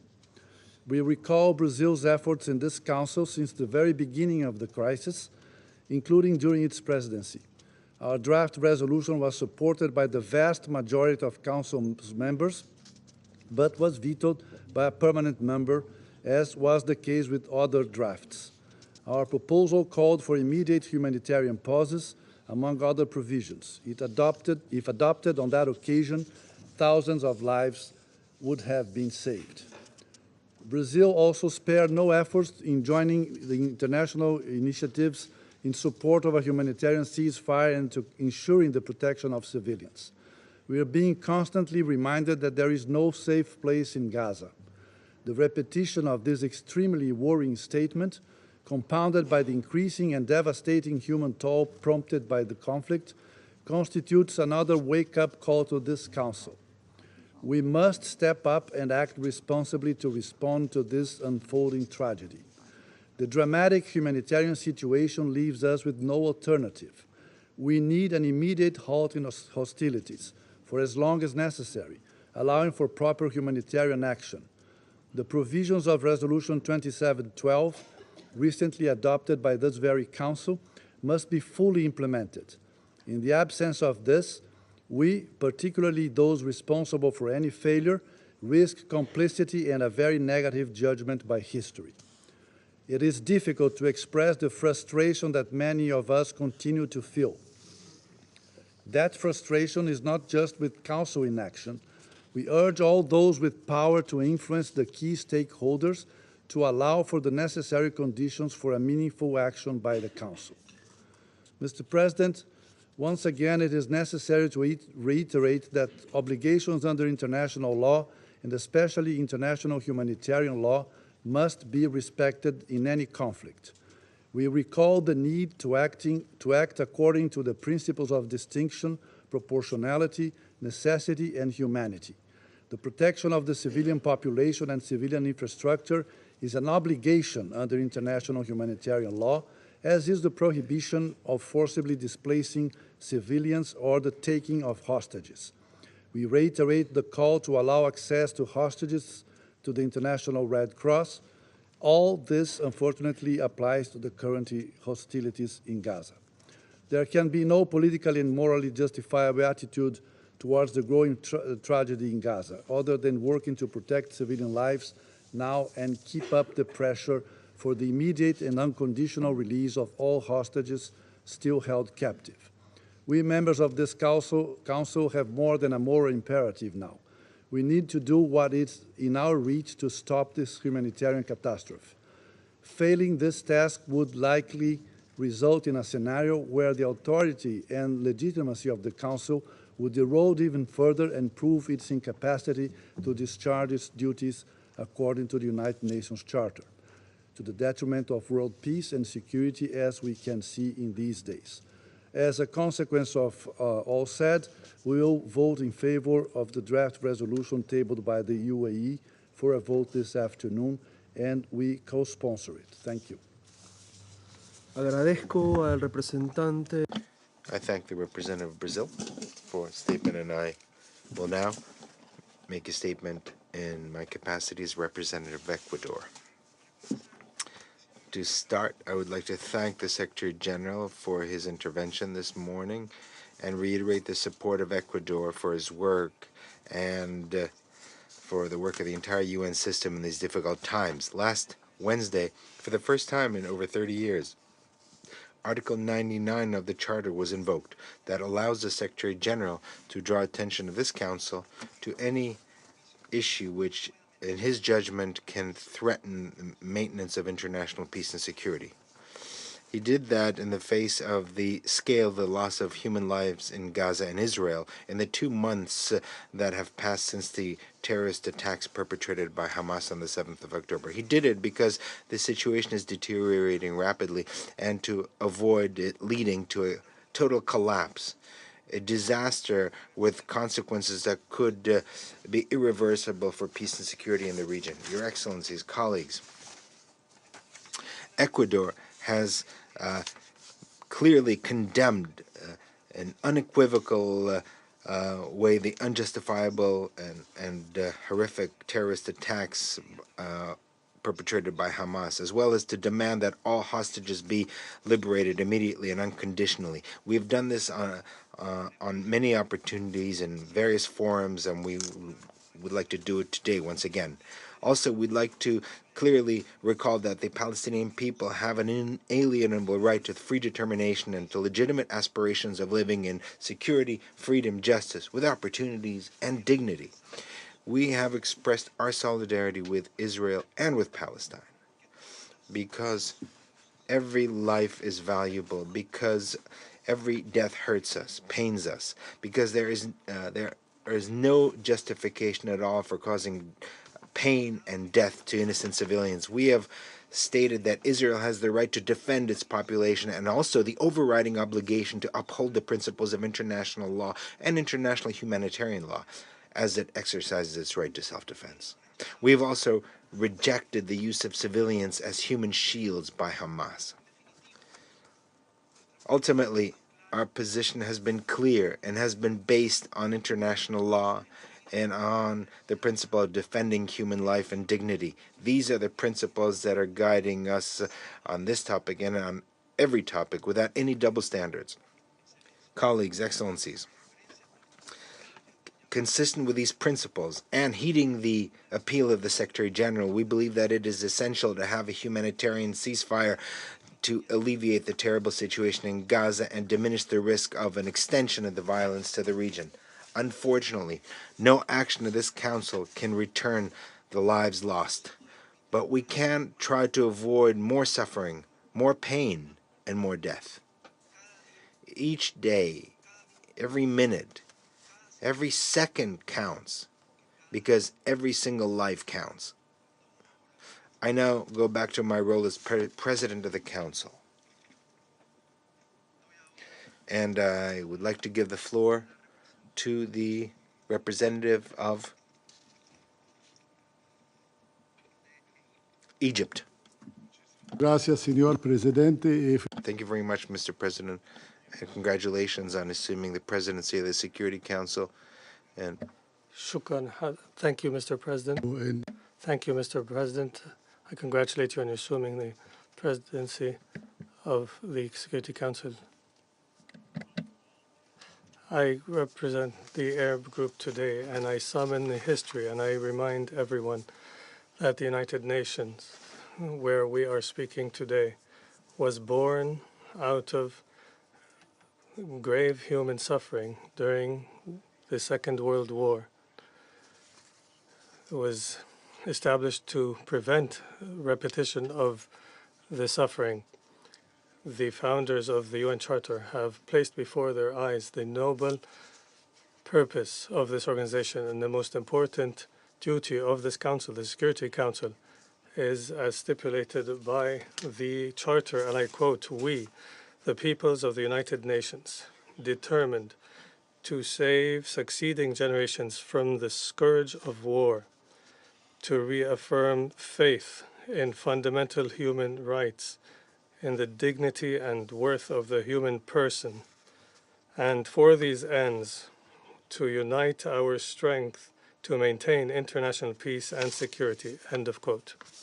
Mr. President, the Muslim and Arab worlds and all peace-loving nations and justice-loving nations and every individual with a living conscience is looking towards the role of this organization and this council, in particular during this humanitarian catastrophe that is unprecedented, that has inflicted the unarmed Palestinian people.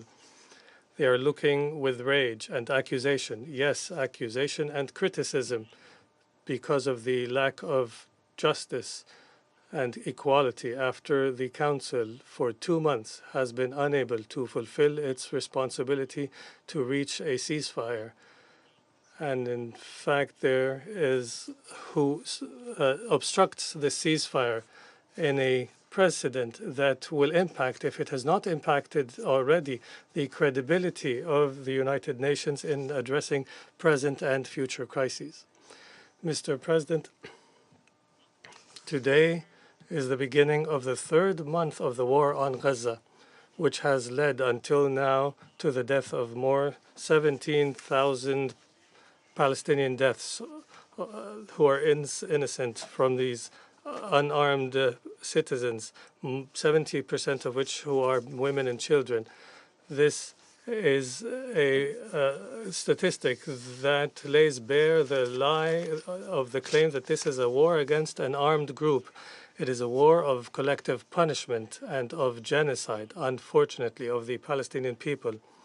The war has led to the destruction of more than 60% of the establishments and buildings in the Gaza Strip, and it has destroyed and damaged more than 339 education facilities, 26 hospitals, 56 health facilities, 20 water and sanitation facilities, 121 government offices, 56 ambulances, 100 mosques, in addition to targeting the United Nations itself, who was not spared the killing after more than 130 UN staff members have been killed. I would like now here, and on behalf of all the Arabs, to applaud the integrity and bravery of UN staff members, whether in the occupied Palestinian territory or at the headquarters, led by Secretary General Antonio Guterres.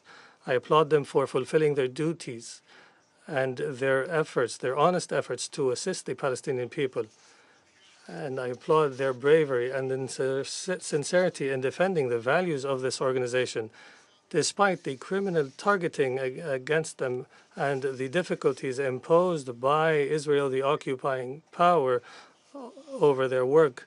And despite the campaign they're suffering of defamation and terrorism, the Arab group supports you with all its might and applauds your integrity. Antonio Guterres, Lazzarini, Lane Hastings, Sema Bahouth, Martin Griffiths, Tor Winsland. We will stand in solidarity with you so long as you continue to fulfill your duties and continue to protect the values of the United Nations. Mr. President, the Arab group would like to place on record before everyone that the Israeli aggression has led to the displacement of more than 1.5 million Palestinians inside the Gaza Strip. 85% of the inhabitants were forcibly displaced and forced to live in dire circumstances in the UNRWA facilities and in hospitals and elsewhere, circumstances that represent the worst of crime, wars, and crimes against humanity that clearly aim to, unfortunately, to eliminate the Palestinian people and end their cause. Mr. President, in the West Bank and in East Jerusalem as well, the settler crimes are escalating under the protection of the Israeli army. We are now before a systemic killing of the Palestinian people. In the West Bank and in East Jerusalem since October, more than 250 have been killed, martyred, in addition to many displaced persons because of the settlement expansions and the dispossession of homes and the destruction of establishments and criminal attacks by the settlers. The Arab group places on record that this aggression and this occupation also attacks Syria and Lebanon, through which they are targeting the safe villages in the south of Lebanon and the Lebanese army and the journalists who report on the facts in great danger in a way that may lead the entire region to a wider conflict. Mr. President, the Arab group calls on the Security Council to uphold its duties in the maintenance of international peace and security and demands in this context to demand an immediate humanitarian ceasefire as per the Arab draft resolution tabled in order to end the bloodshed. This is an opportunity for the Council to save what it can after more than 60 days of the war. We also call on the Council to address the catastrophic humanitarian situation in the Gaza Strip, the United Arab Emirates. The Arab member of the Council has tabled a draft resolution, another humanitarian draft resolution, in order to increase the assistance to the unarmed Palestinians through all crossings. Mr. President, the Arab group stresses once again that demanding a ceasefire and opening the crossings and allowing the flow of humanitarian assistance is not an act of pity or sympathy, but it is a right of civilians enshrined in international instruments and the agreed principles of humanitarian rights. It is also a political obligation and legal and moral obligation on all of us. Mr. President, distinguished members of the Council, the Arabs were the ones who initiated peace with Israel and for long decades have expressed their commitment to a political solution, despite the rejection of Israel to engage with the calls for peace, and despite the repeated crimes of Israel against civilians, and despite the ideological extremism that is on the rise in Israel. The Arabs continue to commit to peace because they understand well, as people of a civilization, that violence will not lead to peace and genocide will not succeed in ending the cause of a nation, and that dialogue and peaceful coexistence are the only way for stability to be achieved in the region. This is what leads us, after ending this destructive war, to commit to resuming the political process as soon as possible in order to achieve a just and lasting comprehensive peace in the Middle East through the establishment of a Palestinian state on the borders of June 4th, 1967, with East Jerusalem as its capital. Thank you very much, Mr. President. I thank the representative of Egypt, and I now give the floor to the representative of Qatar. Thank you, Mr. President. I'm making this statement on behalf of the member states of the Gulf Cooperation Council, United Arab Emirates, the Kingdom of Bahrain, the Kingdom of Saudi Arabia, the Sultanate of Oman, the state of Kuwait, and the state of Qatar. We are grateful to you for convening this meeting, and we would like to thank the Secretary General for his participation, which is very important in light of developments in the Gaza Strip. The member states of the Gulf Cooperation Council condemn the Israeli aggression. We consider that Israel is legally responsible for its continued aggression, in particular against innocent civilians, thousands of whom have perished, mainly women and children, in flagrant violation of humanitarian law, and international law and international humanitarian law. And we refuse any justification to consider the Israeli aggression as an act of self-defense. The international community must take necessary steps in the framework of international law to react to the Israeli practices and the measures of collective punishment against the inhabitants of Gaza. We invite the international community to provide the protection to our brethren Palestinian people. We reject measures leading to the forced displacement of the inhabitants of Gaza. We condemn that the occupation forces are targeting civilian infrastructures, including schools, hospitals, and refugee shelters. Also, the occupation forces are killing journalists and are targeting international facilities, as well as the headquarters of the Qatari Committee for the Reconstruction of Gaza.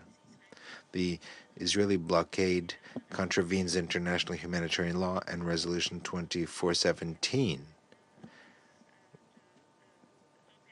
which in fact their actions are meant to prevent the delivery of humanitarian assistance and is a policy to starve the Palestinian people. We welcome the mediation of the United States, Egypt, and others and Qatar in achieving a humanitarian truce, which led to the exchange of hostages and the delivery of humanitarian assistance. We regret the end of the truce and the increase in Israeli attacks, which has led to the displacement of millions and prevents the work of numerous humanitarian and UN organizations. We welcome Resolution 2712, which calls for humanitarian truce and immediate humanitarian truces and lasting ones and throughout Gaza. We call on its immediate implementation and full implementation with a mechanism to monitor its implementation. We also welcome the measures taken by the Secretary General and his invoking Article 99 of the Charter to demand the Council to announce an immediate ceasefire. The Security Council, pursuant to the Charter, must demand an immediate humanitarian ceasefire and to demand the sides to uphold their obligations under international humanitarian law and international law. We demand, on behalf of the Arab group, the immediate end of hostilities and a ceasefire, delivery of humanitarian assistance and basic necessities to all the inhabitants of Gaza, and to make sure that the delivery of assistance is done immediately, as well as the provision of water, electricity, fuel, and food. The Gulf Cooperation Council is providing emergency relief and assistance to our brothers and sisters in Gaza, in addition to financial support to the United Nations and in particular to UNRWA, in light of the growing needs as well as the Israeli attacks against UNRWA facilities and UNRWA staff. We call on the international community to increase humanitarian assistance immediately in favor of UNRWA and the United Nations. The member states of the Gulf Cooperation Council reiterate their unchanged position with regard to the centrality of the Palestinian question and the need to put an end to Israeli occupation, and in support of Palestinian sovereignty over all occupied territories and the creation of a Palestinian state with East Jerusalem as capital. And also we support the rights of refugees in line with the initiative of the Arab states to realize the legitimate rights of the Palestinian people. We support the initiative of Saudi Arabia and the League of Arab States in cooperation with the Egypt and the Hashemite Kingdom of Jordan to relaunch the peace process.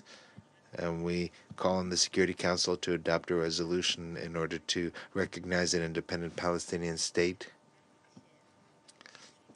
which should become a fully fledged member of the United Nations. We stand shoulder to shoulder with the Palestinian people in this tragedy, and we must be intransigent and act until we achieve their full rights. Thank you very much. Agradezco a la representante. I thank the representative of Qatar, and I now give the floor to the representative of Indonesia.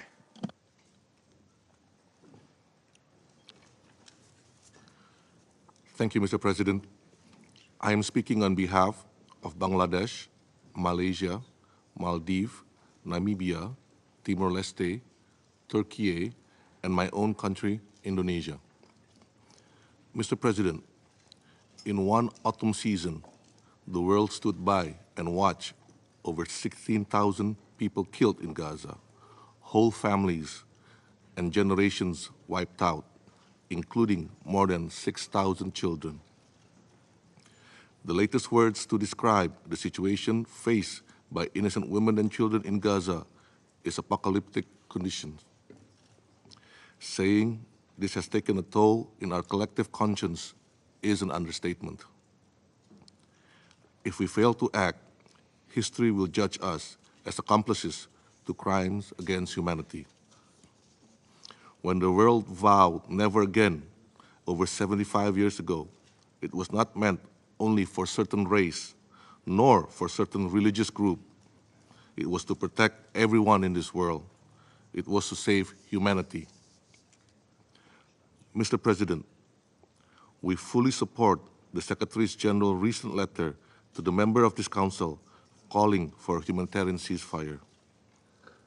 In this very Council, on the 24th of October open debate, we underline that an immediate ceasefire is vital to end atrocities and the deteriorating humanitarian situation. This is the least that the Council should do if we truly want to uphold human rights and humanity. And this is why we are proud to co-sponsor the draft resolution on humanitarian ceasefire. We call on the Council to adopt this declaration today. In this regard, allow me to state 3 points. First, please show compassion to humanity. Focus on the innocent civilian, women, children, the infirm. How many more lives, how many more children must we sacrifice? How many more must die before the relentless assault is halted? 20,000, 50,000, 100,000? Listen to the collective plea of the global community. Stop the attack on women and children in Gaza. Let adequate humanitarian assistance into all parts of Gaza. Second, the threat of spillover of the conflict may not just be regional, but global. The situation in Gaza is being broadcast 24/7, uncensored, through social media and electronic channels. The world watches in horror as women and children become innocent casualties in this devastating conflict. We cannot afford to let radical elements take up arms in different parts of the world, or even radicalize the moderates. Lastly, let us reaffirm our commitment to uphold international law and international humanitarian law in its entirety. There must be no double standard in upholding international law and international humanitarian law, in upholding accountability. It should be applied equally to all countries, no matter big or small. There must be no double standards on humanity. For these reasons, we appeal to members of the Council, do the right thing. Stop these inhumane acts against the Palestinians. Listen to your conscience. Let us choose peace over conflict, compassion over cruelty, and unity over division. Let us work to bring peace to Palestine and Israel. Let us address the root cause and make the two-state solution a reality. Thank you, Mr. President. Agradezco al representante de Indonesia por... I thank the representative of Indonesia for his statement, and I now give the floor to Madam Hedis Sampson, in charge of the EU delegation of the United Nations. The EU supports the UN Secretary-General's call for the UN Security Council to act to avert the humanitarian catastrophe in Gaza and the collapse of the humanitarian system. Urgent action is needed to ensure the protection of all civilians. The EU deplores the high number of civilian casualties killed, the majority of which are women and children. We commend the strong efforts of the UN and all humanitarian actors to deliver life-saving aid in extremely dire conditions. We deplore the death of a record number of UN staff members and other humanitarian workers who have paid the ultimate price. Full respect of international law and international humanitarian law by all sides is of paramount importance. We urge all sides to respect these principles and note that there must be accountability for violations of international law. The EU calls for the urgent implementation of UN Security Council Resolution 2712 and supports its call for urgent and extended humanitarian pauses and corridors throughout the Gaza Strip for a sufficient number of days to enable, consistent with international humanitarian law, full, rapid, safe and unhindered humanitarian access. The civilian population is in desperate need of more food, water, fuel, electricity and medical care, as well as safe shelter. We regret that since the end of the humanitarian pause, the entry of humanitarian aid has declined from already insufficient levels. Access to these necessities must be urgently restored at sufficient levels to address the very high level of need, and we call for establishing additional routes to bring in life-saving aid to Gaza. The EU stands ready to continue its support, while it has already increased its humanitarian aid to more than 100 million euros. The EU and its member states will continue to work closely with international partners, the UN and other agencies, as well as countries in the region. Mr. President, there is no justification for terror.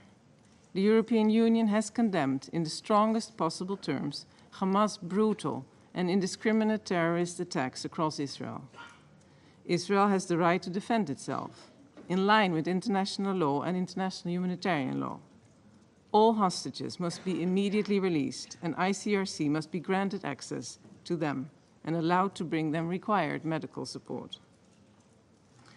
The EU continues efforts with its partners to prevent regional escalation, and we continue to engage with Israel, the Palestinian Authority, as well as other regional and international partners to this end. We call on regional actors to refrain from any action that can further aggravate the situation. The Palestinian Authority must be supported by all members of the international community, and it must be reinvigorated to ultimately return to govern Gaza as the legitimate Palestinian governance body in charge of the whole occupied Palestinian territory. Democratic Palestinian institutions based on respect for the rule of law and human rights are vital for the Palestinian people. The EU deplores the increased extremist settler violence in the West Bank and recalls that Israel has the duty to protect civilians in the West Bank, to hold perpetrators accountable and ensure that the IDF intervenes. Furthermore, in line with the EU's commitment to implement Security Council Resolution 2334 and recalling that settlements are illegal under international law, constitute an obstacle to peace and threaten to make a two-state solution impossible, the EU reiterates its strong opposition to Israel's settlement policy and actions taken in this context. Mr. President, the EU underlines that the only sustainable solution that will bring security to the Middle East is peace. The European Union is ready to contribute to reviving a political process on the basis of the two-state solution, including through the Peace Day effort, and welcomes diplomatic peace and security initiatives and supports the holding of an international peace conference soon. I thank you. Agradezco a la excelente. I thank Your Excellency, Madam Sampson, for your statement. There are no further speakers on the list. The meeting is adjourned.